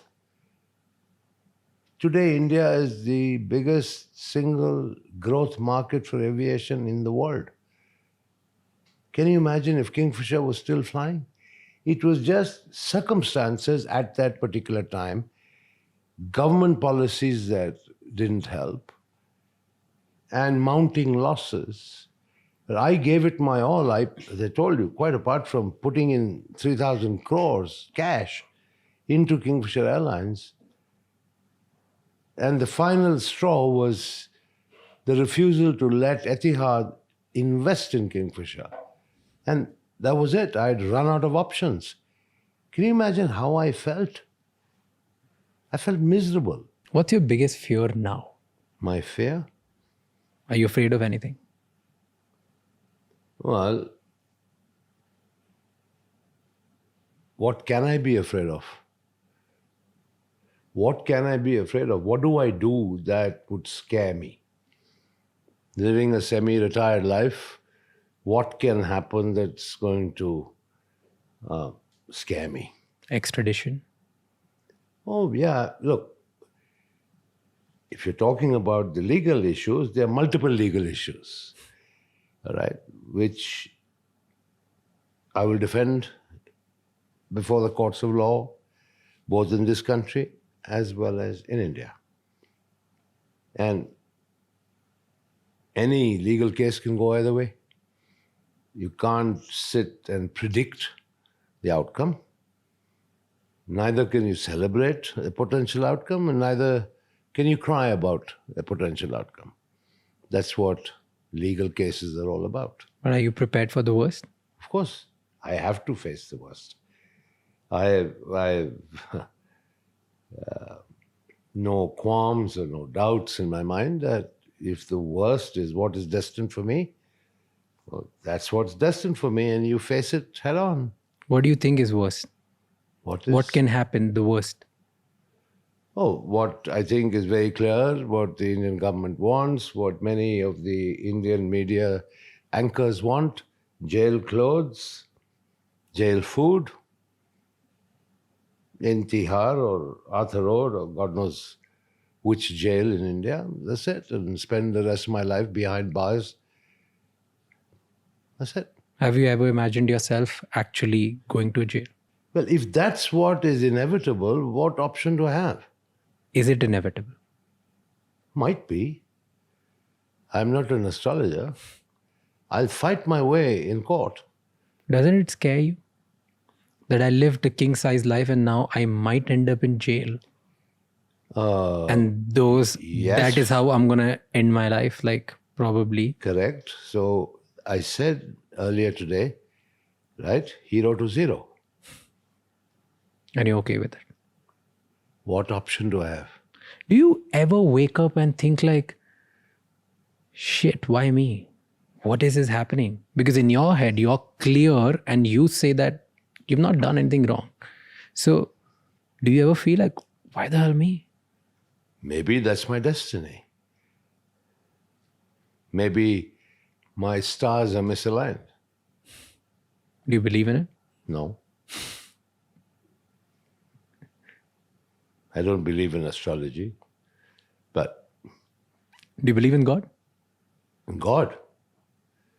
Very much so. I'm deeply religious. I've gone to most of the temples in India, particularly South India.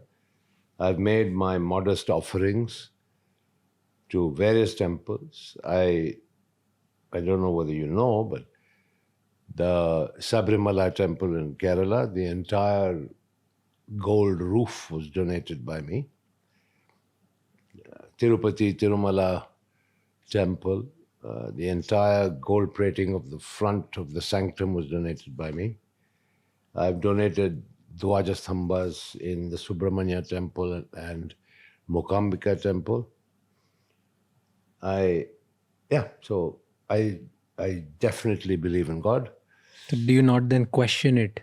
No, sometimes I don't question it. I just I believe in God so much. I do so much for my religious belief, and still I'm going through all of this. Yeah, well, ultimately God will protect me. That if I have to have a rough ride in the process, maybe that was also what God wants. Do you think winning the case is important for you now? Or you're like, even if it gets stretched, I've come terms to my life, I'm aging, it's okay. Unfortunately, the word stretch doesn't work in English courts. Okay, there's nothing known as stretching a case in this country. In India, yes, sadly. That's why legal matters take so much time to resolve. Here, dates fixed, trial dates fixed, decision rendered, story over. So you can't willfully kind of string things along. But is it important for you to win? Yes, because I believe I should win on merit. What have I done? I've done nothing wrong. I'm not a criminal. If you could go back to your younger self, what would you tell your younger self? Would you tell him to do anything differently? I think the values I've instilled in my son in particular and all my three children is by example, my hard work. Of course, they were very young, but they've seen how hard I worked. And basically the dedication and commitment to your objectives and your responsibilities. That's it. But would you go to your younger self and tell something different? What choices would I have? If you gave me a choice on what I would choose, I might choose. But if I was... Probably never start Kingfisher Airlines, because that all cost you the trouble. Yeah, good possibility. That maybe I should have just said, I'm going to stick to my core business of alcohol and just not do anything else. Do you think any part of it you would have dealt with little in a different way? Anything about you, about the choices you've made? Yeah, maybe I made one wrong choice in listening to the finance minister, Mr. Pranab Mukherjee. When I went to him, I realized the writing was on the wall. There were very tough times. And I told him I have to downsize this airline. And he said, no, you cannot, and the banks will support you, and so on and so forth. And yeah, I listened to him. Maybe I shouldn't have. I should have gone ahead and downsized it. And had I downsized it, the financial burden would have been far less, and probably Kingfisher would have been flying till today. What's one thing about extreme wealth that common people don't understand? I don't know, because I've never had extreme wealth. Come ever. on. The kind of wealth you had was extreme for a large share of people around the world, not just our country. Once again, a major misconception. Just because I had the Kingfisher calendar with pretty models, just because I sponsored the Indian Derby in horse racing, just because I sponsored fashion, all of which were, to my mind, marketing tools with the singular objective of promoting my brands. And I got the tag of King of Good Times, which gave the impression that I was super rich. I didn't spend a penny from my pocket. None. But you were super rich. You still are super rich. I'm not. All my assets in India have been taken. Right? So yes, there were thousands of crores. They're all gone. Right? So what do I have left? That's India. Here, you're sitting in my house. I've explained my lifestyle. It's normal. What's super rich about it? Come on. This is super. What's super rich about it? This is super rich. Let's just agree to disagree here. All right. Because, That's come fine. on.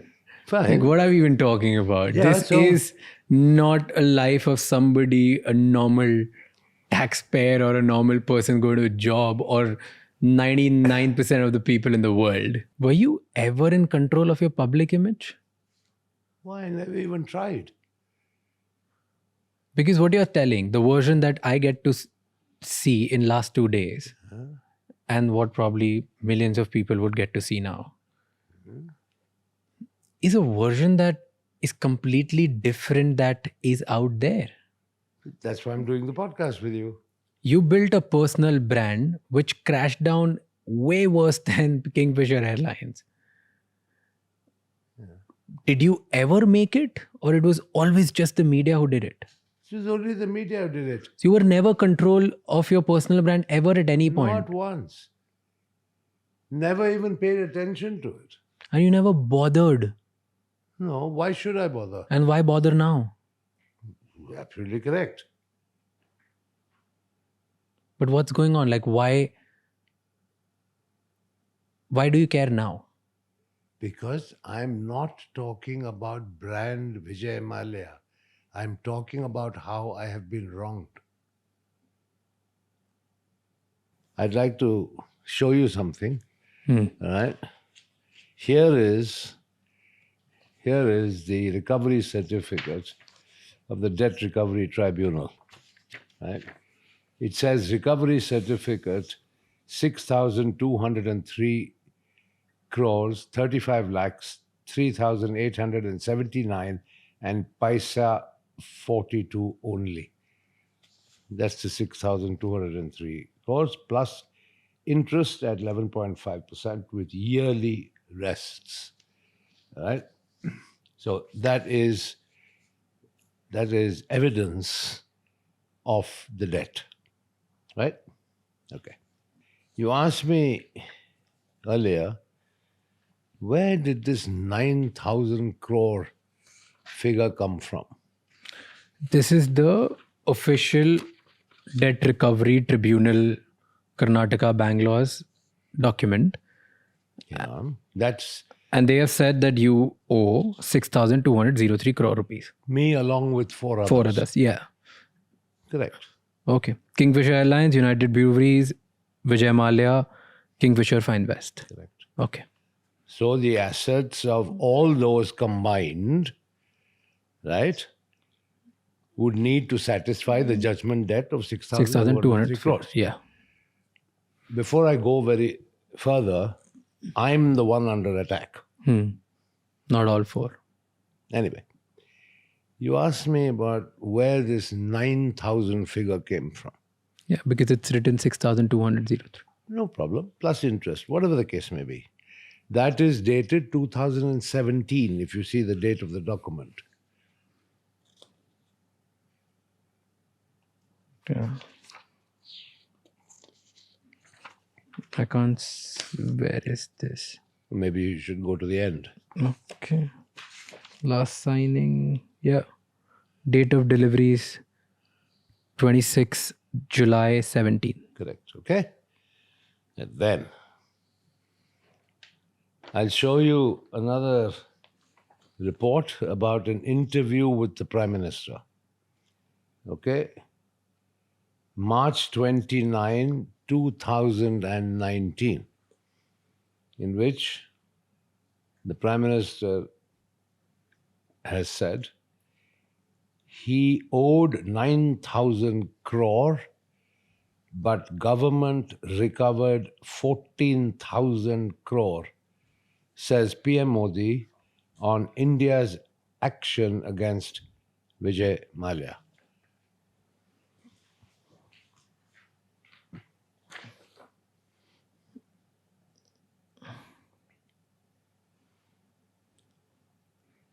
But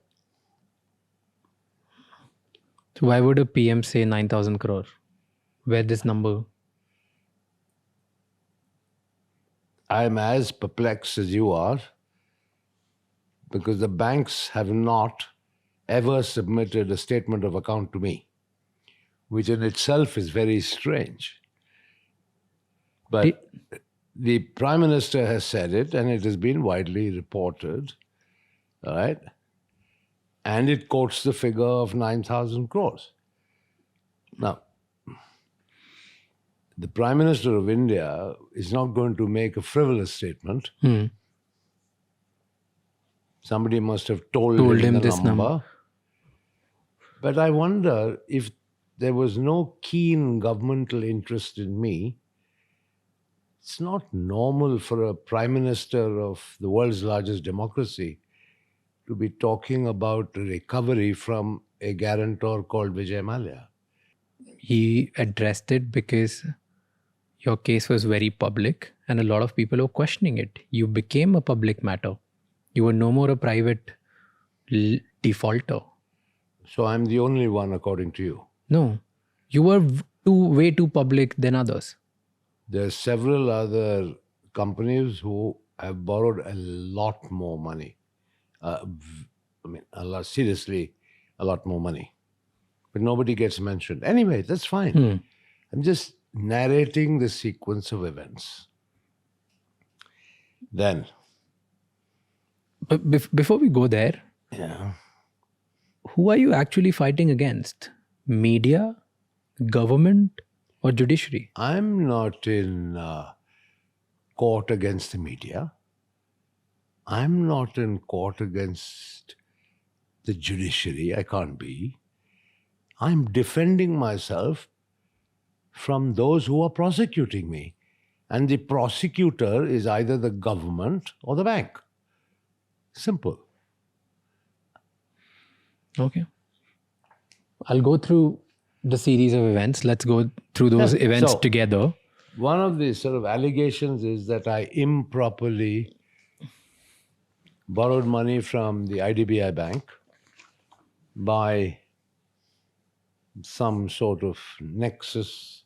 Yeah, between you and the Between me general and- manager. And the chairman and managing director and executive directors, which is A lot of people were involved, so that the anyway. normal rules of lending were not applicable to you. IDBI Bank had a Reserve Bank of India and a Ministry of Finance representative on their board. All the loans that Kingfisher Airlines received were approved by their board. Right? But I will draw your attention to a public statement in 2021, because IDBI is a publicly listed entity, had to report their financial performance to the stock exchange. And announcing the quarter one results, the managing director and CEO, M.K. Sharma, said that 278 crores by way of principal and 331 crores by way of interest, aggregating 753 crores, was recovered from Kingfisher Airlines. This is in 2021. And therefore, IDBI was paid in full.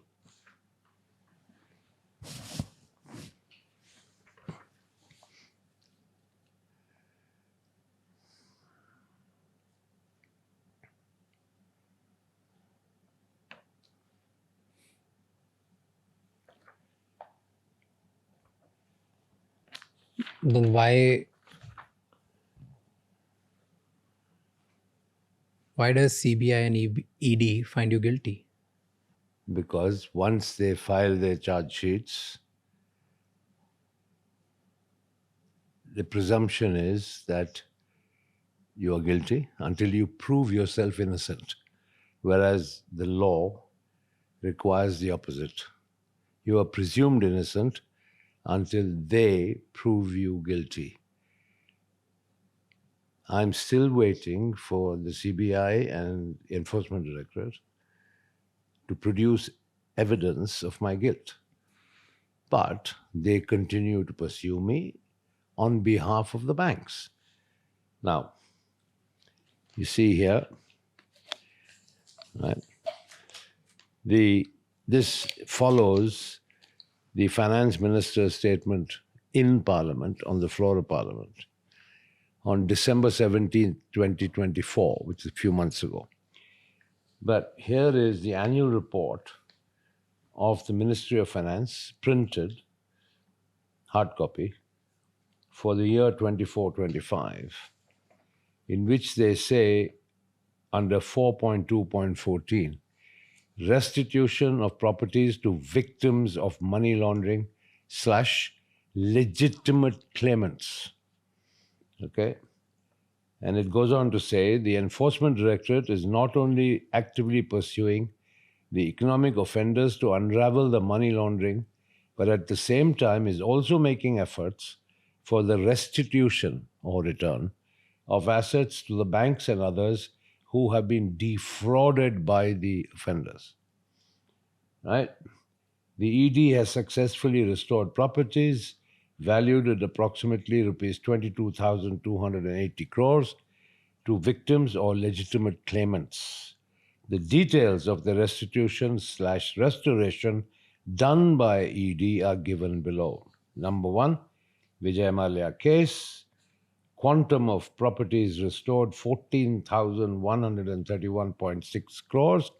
And in the comments section, details of restoration says complete amount of attached properties have been successfully restored to the public sector banks. How did they recover 14,000 crores? What did they sell? What did they do? They have not given me a statement of account.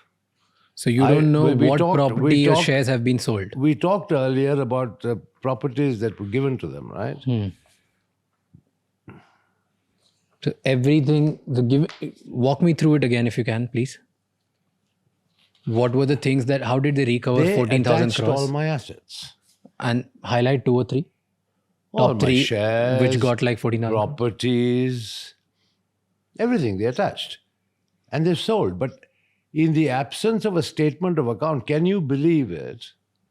Right? That from 2017, the date of the DRT order, till today, 2025, the banks have not given me a statement of account. How much recovery they made on which date, how much interest they have charged, how the interest gets reduced because of recoveries made, etc., and what the net position is. Nothing. 15 reminders to the banks from my English lawyers remain unanswered. Letters from me personally to the chairman of the SBI remains unanswered, and my last letter requesting a meeting to resolve these issues came back with a response saying, we are not interested in meeting. I have had to go to the Karnataka High Court to request the court to direct the banks to give me a statement of account. Is this normal? Do you think there is another example like this anywhere in the world? I mean, it's ridiculous. So if I'm not targeted, then why am I being treated like this? But recovering all the money that you owed is not as same as you paying them willfully. These are 2 different things. Yes, so Maybe you I committed made 4 different settlement offers from in when? writing. From when to when? So around 2016, including before the Supreme Court of India, which the banks dismissed. Before you left the country, you made this? Yes, absolutely. Absolutely. I've been trying to settle with the banks. Do you have that proof? Yeah, it's public record, Supreme Court of India records. Absolutely. I would also like to remind you, I told the finance minister that I was leaving, in 2016 in March and told him that, Pudi, please facilitate a meeting with the banks to settle this loan issue. Here's something that don't add up for me. On 29th February 2016, Supreme Court announced that the plea seeking action against Vijay Mallya would be heard on March 3. And you left on March 2nd. I'm not aware of this Supreme Court directive.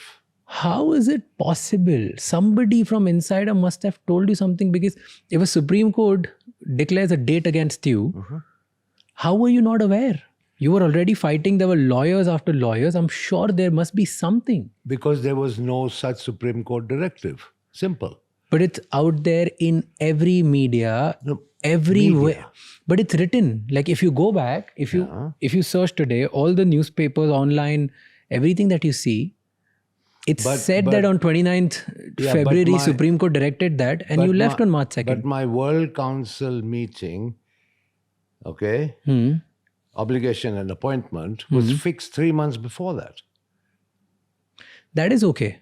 I'm not saying that So that was already a well-established travel plan.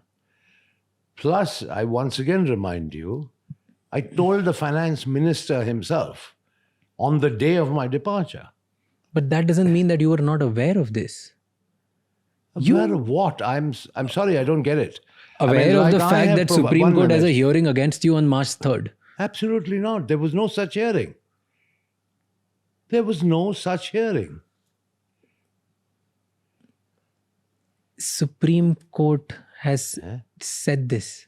All right. So, like I have provided you documentary evidence, if I'm shown a piece of paper that states that there was a Supreme Court hearing in my case scheduled on the day of my departure, I will March respond 3rd. to it. You left on March 2nd. Yeah.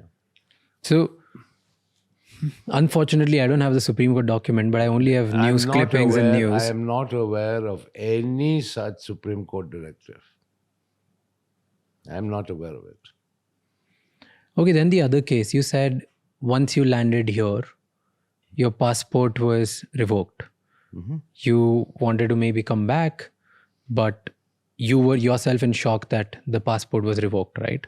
Yes. Walk me through the day when you got to know that you can't come back to India.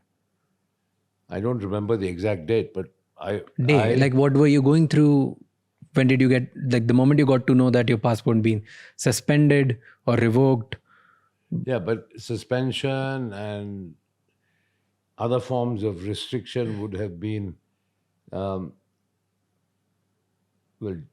understood or perceived differently. But revocation of a passport, it's the most severe form of withdrawal, right? To revoke. Yeah.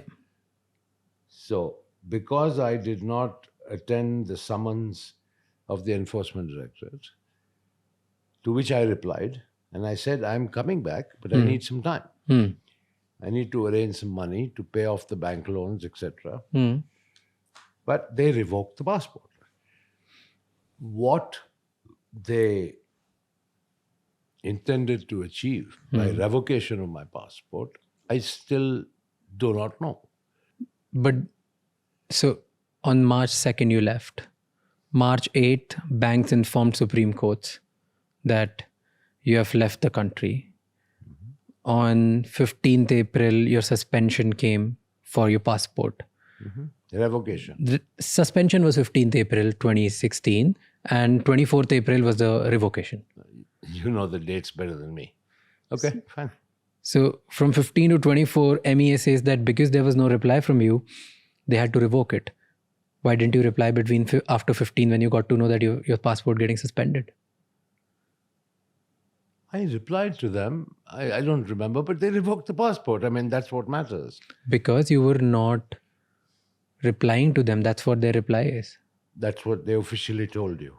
That's what they have said it officially in public. I'm not aware of that. I didn't go talk to them. I'm not. I can only talk about what I could find online through newspapers. Absolutely. So that's the only thing, unfortunately, I could talk about. Sad thing in my case is a lot of people concoct things. But it's fine. I mean, ultimately, the bottom line is the passport was revoked. Yeah. Yeah, so And then and remains revoked. So didn't you fight back? What is there for me to do? To I get have the to go passport back back? to court. I have to claim my rights under the Constitution of India, that Yeah. I have a constitutional right to a passport, Yeah, etc. so fight like What? everyone else. Like the way you would go I- back and be like, this is wrongfully done to me. So let me get my passport back. I'll fight it. Uh, I'll come back to the country. I'll abide Raj- by the law and I'll fight in the courts. Raj, in your view, how many fronts should somebody open up? How many battles should you open up and engage in? Just everything? Unlimited? I have enough and more to do, right?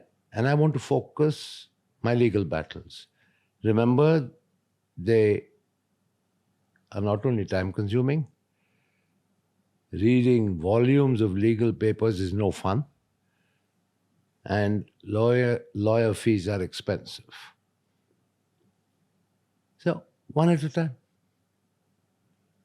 But don't you think it makes it worse for you because you didn't come back to the country? They tag you as fugitive, fraud, and all of these are tags because you choose to not come back to the country. If I have a fair assurance of a fair trial and a dignified existence in India, you may be right, but I don't. Would you be willing to return to country if you're assured fair trial? If I am assured, absolutely, I will think about it seriously. But you should also be aware that there are other people who the government of India is targeting for extradition from the UK back to India, in whose case they have got judgment from the High Court of Appeal that Indian detention conditions are violative of Article 3 of the Constitution, of the ECHR, I'm sorry, and therefore they can't be sent back. The plea was basically the prolonged detention without trial, for which we all know there are numerous examples. They just lock you up and throw away the key. That's not justice. But you were extradited as well, right? You lost the case. It's all right. I mean, I have a legal They base. arrested you as well and then they left, they That's granted you bail, right? What happened? Normal part of extradition. Normal. That's the procedure. What happened with the extradition? I think my stay in England is fully legitimate. But you lost the case in UK High Court, right? To the Indian authorities. There is more than the particular case that you are referring to. So there are proceedings, ongoing proceedings in this country. That's one of the legal battles I'm fighting that I told you about. But if you're assured a fair trial, what do you think is that assurance? What does it look like? What guarantees would you need that you would ever think of considering? That's something for the lawyers to discuss. But if you would agree with me, the conduct and the track record of the CBI and ED in respect of other unfortunate people doesn't inspire too much confidence, does it? I mean, I can rattle off a whole bunch of names of people, right? See, let's talk about I just also your told case. you about the fact that in India, sadly, a business failure is compared or is equivalent to a fraud. But there are numerous cases of Indian businessmen who have defaulted on loan and they've still stayed in the country and have fought and they have not left the country. And that's why people don't call them chore. They look them in a bad eye because that's something which socially we are conditioned to look at in that way. But they've stayed there. That's why they've not been called fugitives or chore. Okay. And fair there are enough. cases like, there's so many cases like that. Fine, call me a fugitive for not going to India post-March I didn't run away. I flew out of India on a pre-scheduled visit, right? Fair enough. I did not return for reasons that I consider are valid. So if you want to call me a fugitive, go ahead. But where's the chore coming from? Where is the choree? Because the agencies in the country, CBI, ED, all the courts, the highest court, they all have found misrepresentation of funds and they have cases against you. And they've concluded their cases by saying that your financial transactions were not clean. There's no choree there. You took loan, your company, Kingfisher Airlines, took loan to revive the company, but then you took that money and offshored that money into different accounts around the world. That's what the case is about. If I'm not mistaken, I think CBI in 2017, they concluded around 423 crores were found. Then ED said something around 3,000 crores had some problem with money laundering. So there were these numbers. I can find exact numbers and I can quote which I found out. No problem. But why? Like EDS said 3,547 crore was laundered. In 2017, CBI alleged that 423 crore was from Kingfisher Airlines loan was siphoned off for unrelated expenses. Can you explain why that happened? Why all these agencies are against you? And multiple courts are against you. And forget this. If you're calling India and everybody is a system, it's a nexus, they all are trying to make you a fraud. Multiple international courts, Switzerland authorities, UK High Court, one of the courts from UK, they have also found you guilty for misrepresentation of funds, right? And they've lost Swiss cases court. to Swiss authorities. What about the Swiss authority? They've also found that there were transactions during those times, right? The Swiss authority have found nothing. The Swiss authority froze my children's accounts based on a request by the government of India. They did not adjudicate on anything. The government of India wrote to all these foreign governments saying Vijay Mallya and his family's properties should be frozen, right? Only the Swiss acted on it. The French acted on it. Fine. They were not stolen properties or acquired from any money due from Kingfisher Airlines to the banks. There is absolutely no evidence. The CBI and ED are well known to concoct, fabricate, and present false evidence.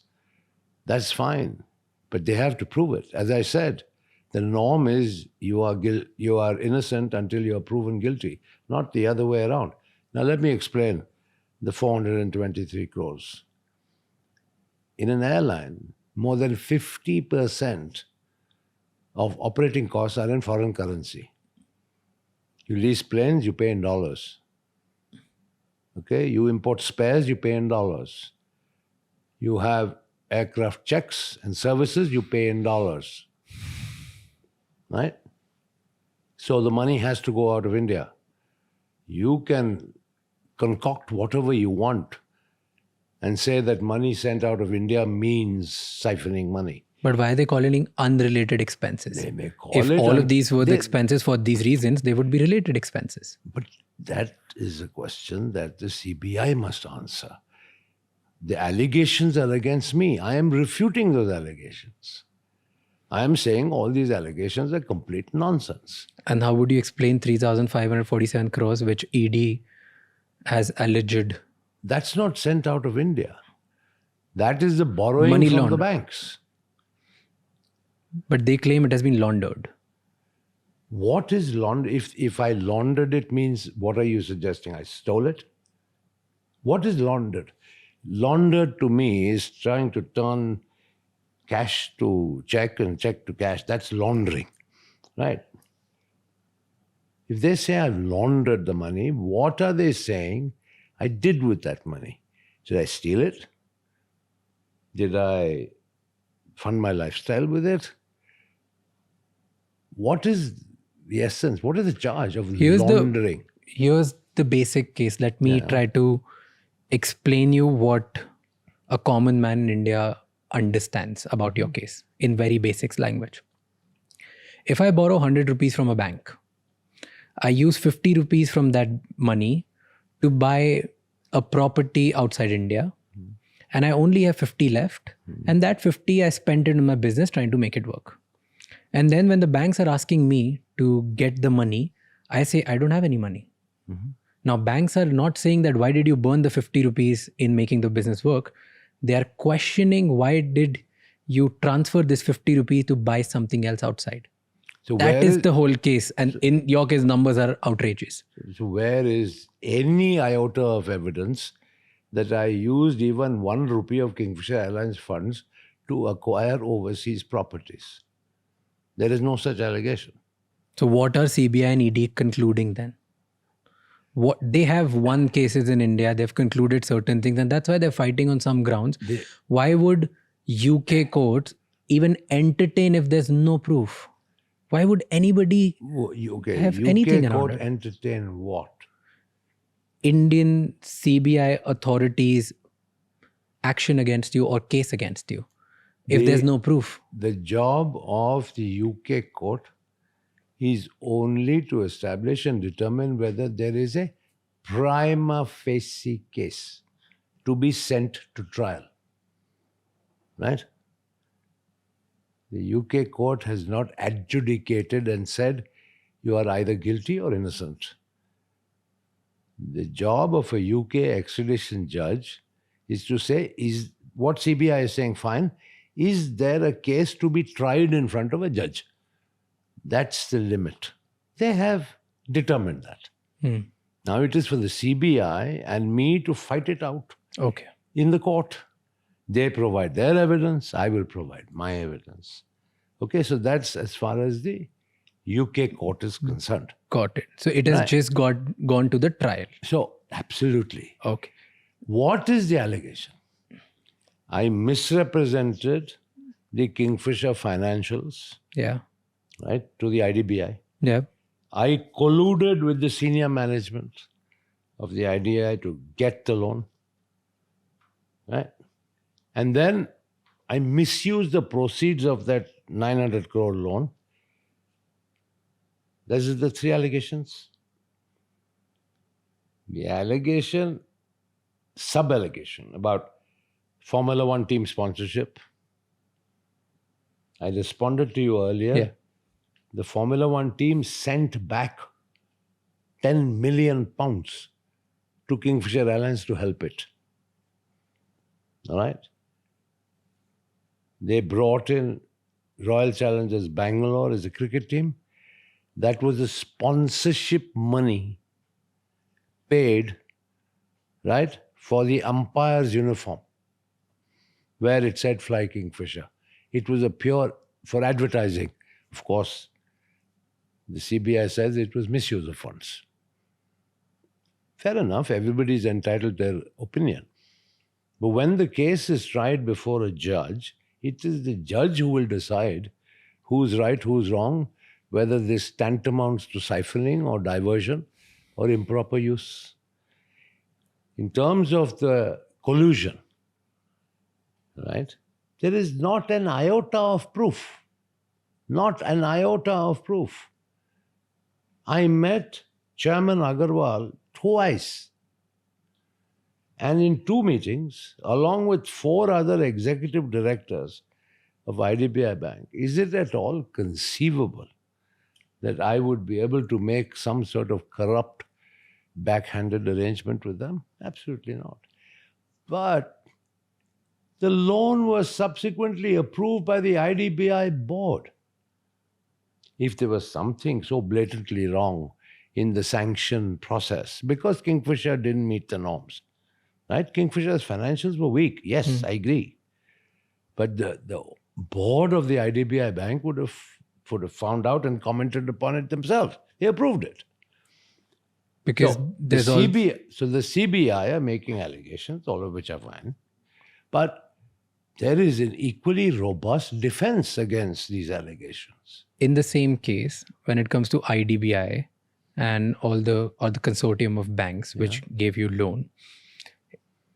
It is also said that there was an independent agency from UK which put out a brand valuation of 4,100 crores on Kingfisher's brand. But in reality, the brand value was only 160 crores when later was audited by an independent valuer. And that was the mismanagement, and that was the collusion between you and the IDBI board and stuff. That you sold them and you misrepresented the brand value, which in reality was not the case. Okay, so let me tell you, there was no UK independent agency. Grant Thornton. Grant Thornton is a very, very well-established accounting company hired by me, not by anybody else. And the other company was Brand Finance. Both these companies gave a brand valuation, right? I submitted the Grant Thornton brand valuation report, right? The bank took it.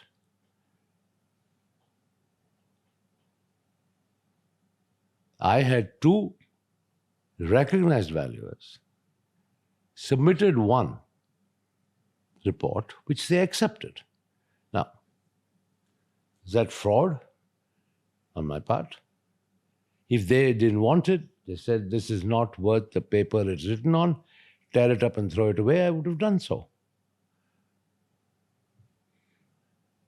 It's all very well in hindsight to construct a case with all sorts of frivolous allegations. And fine, if it's got to be in a court of law, thrashed out, it will be. But how is Supreme Court favoring all of these then?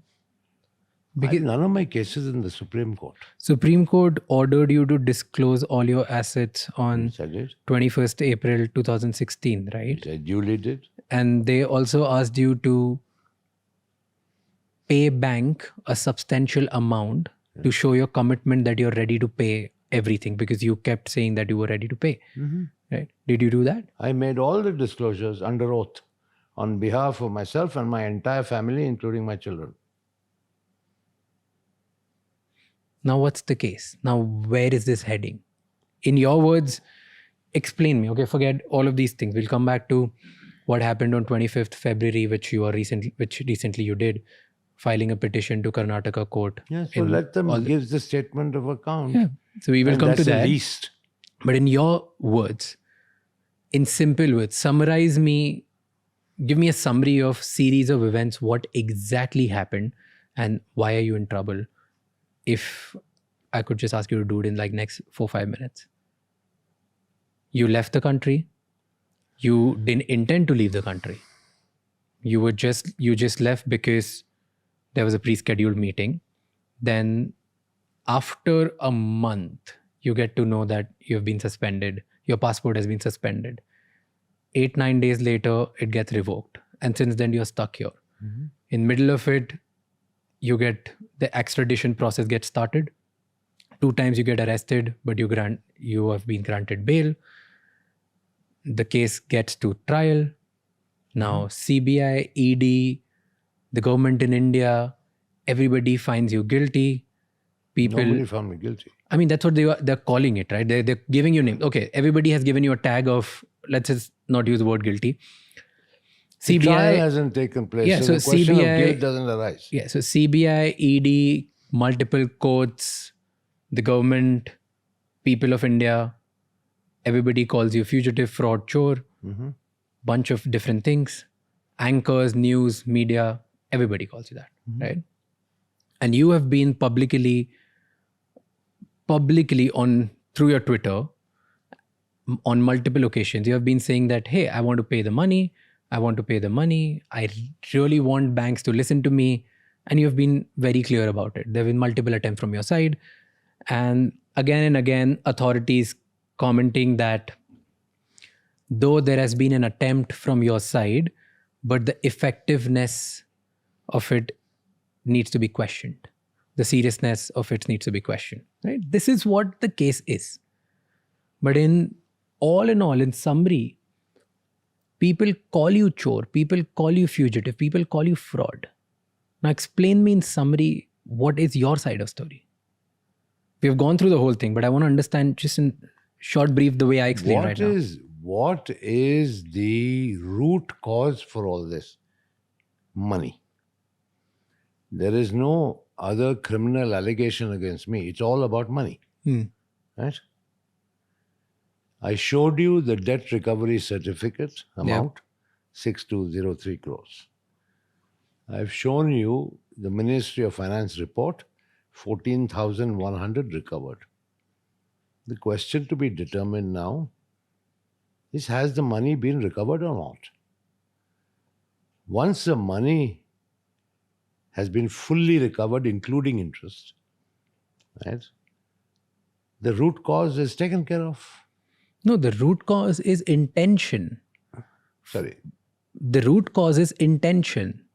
Root cause is not money and recovery of the money. It started like that. The root cause of your case is intention. You had the money and you still didn't pay.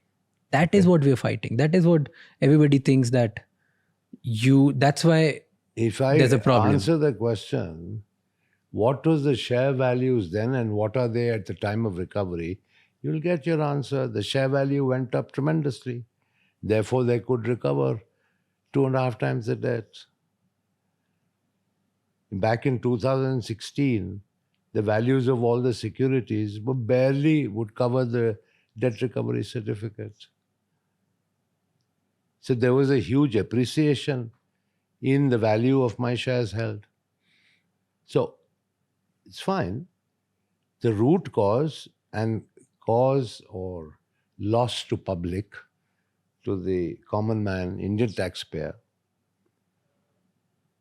is the money, which has been more than recovered.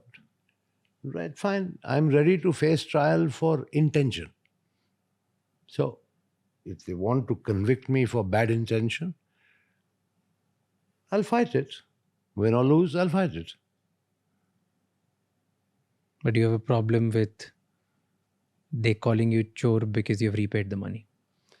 Yeah, well, I'm probably the only chore who's been called chore after repaying 2.5 times. But it's okay. I mean, it's part of life. You also filed a petition in Karnataka High Court, right? What's happening there? I don't know. That petition, as I told you, was simply to direct the banks to provide a statement of account, which once again I find exceptionally strange. I mean, this is probably the only example globally where banks do not render a statement of account. But if you say that you've recovered everything and if banks provide you the statement, would you be open for an independent audit? Of course, anytime. I'm open for it now. On all your financial transactions? No problem. There's nothing to be hide. Zero. Nothing. Please, anybody can There's come nothing and to audit hide. me. Nothing.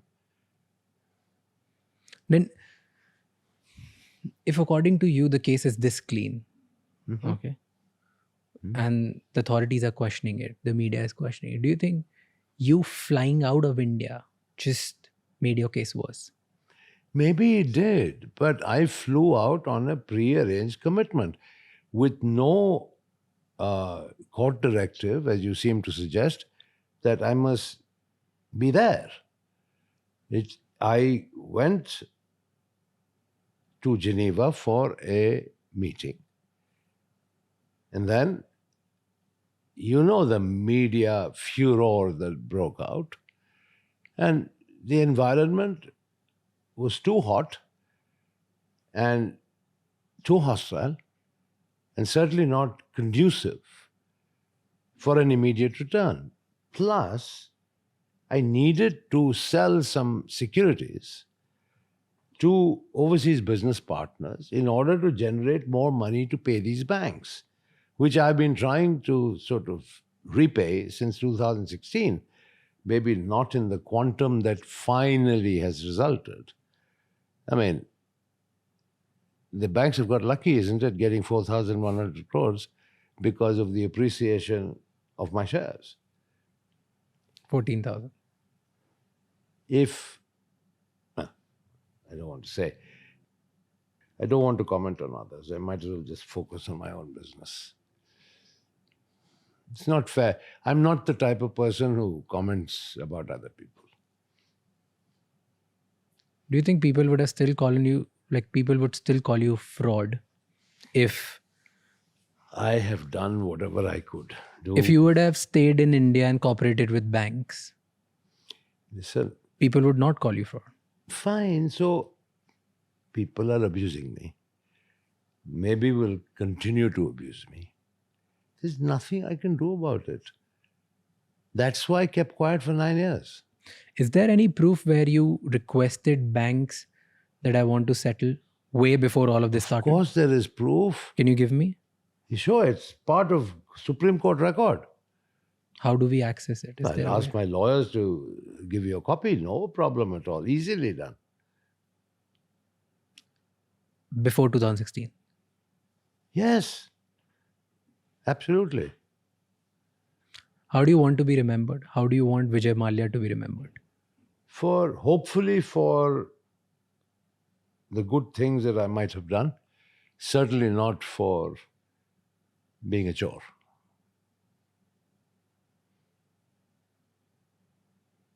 Perfect. All right. Okay? Thank you for doing Chalo. this. You're welcome. Thank you so much for walking us through every little detail of your case, your life, and what's going on. I just hope that whichever party is right wins and people see it the way you want to deliver it, and people see through every little thing which they must have fed in a bad way or wrong way. I don't know which side they will believe. I don't know which side media will believe. I don't know which side the authorities will believe in. But I hope they do the right thing. So thank you so much for walking us through every little thing. Good. Thanks for being here. Thank you.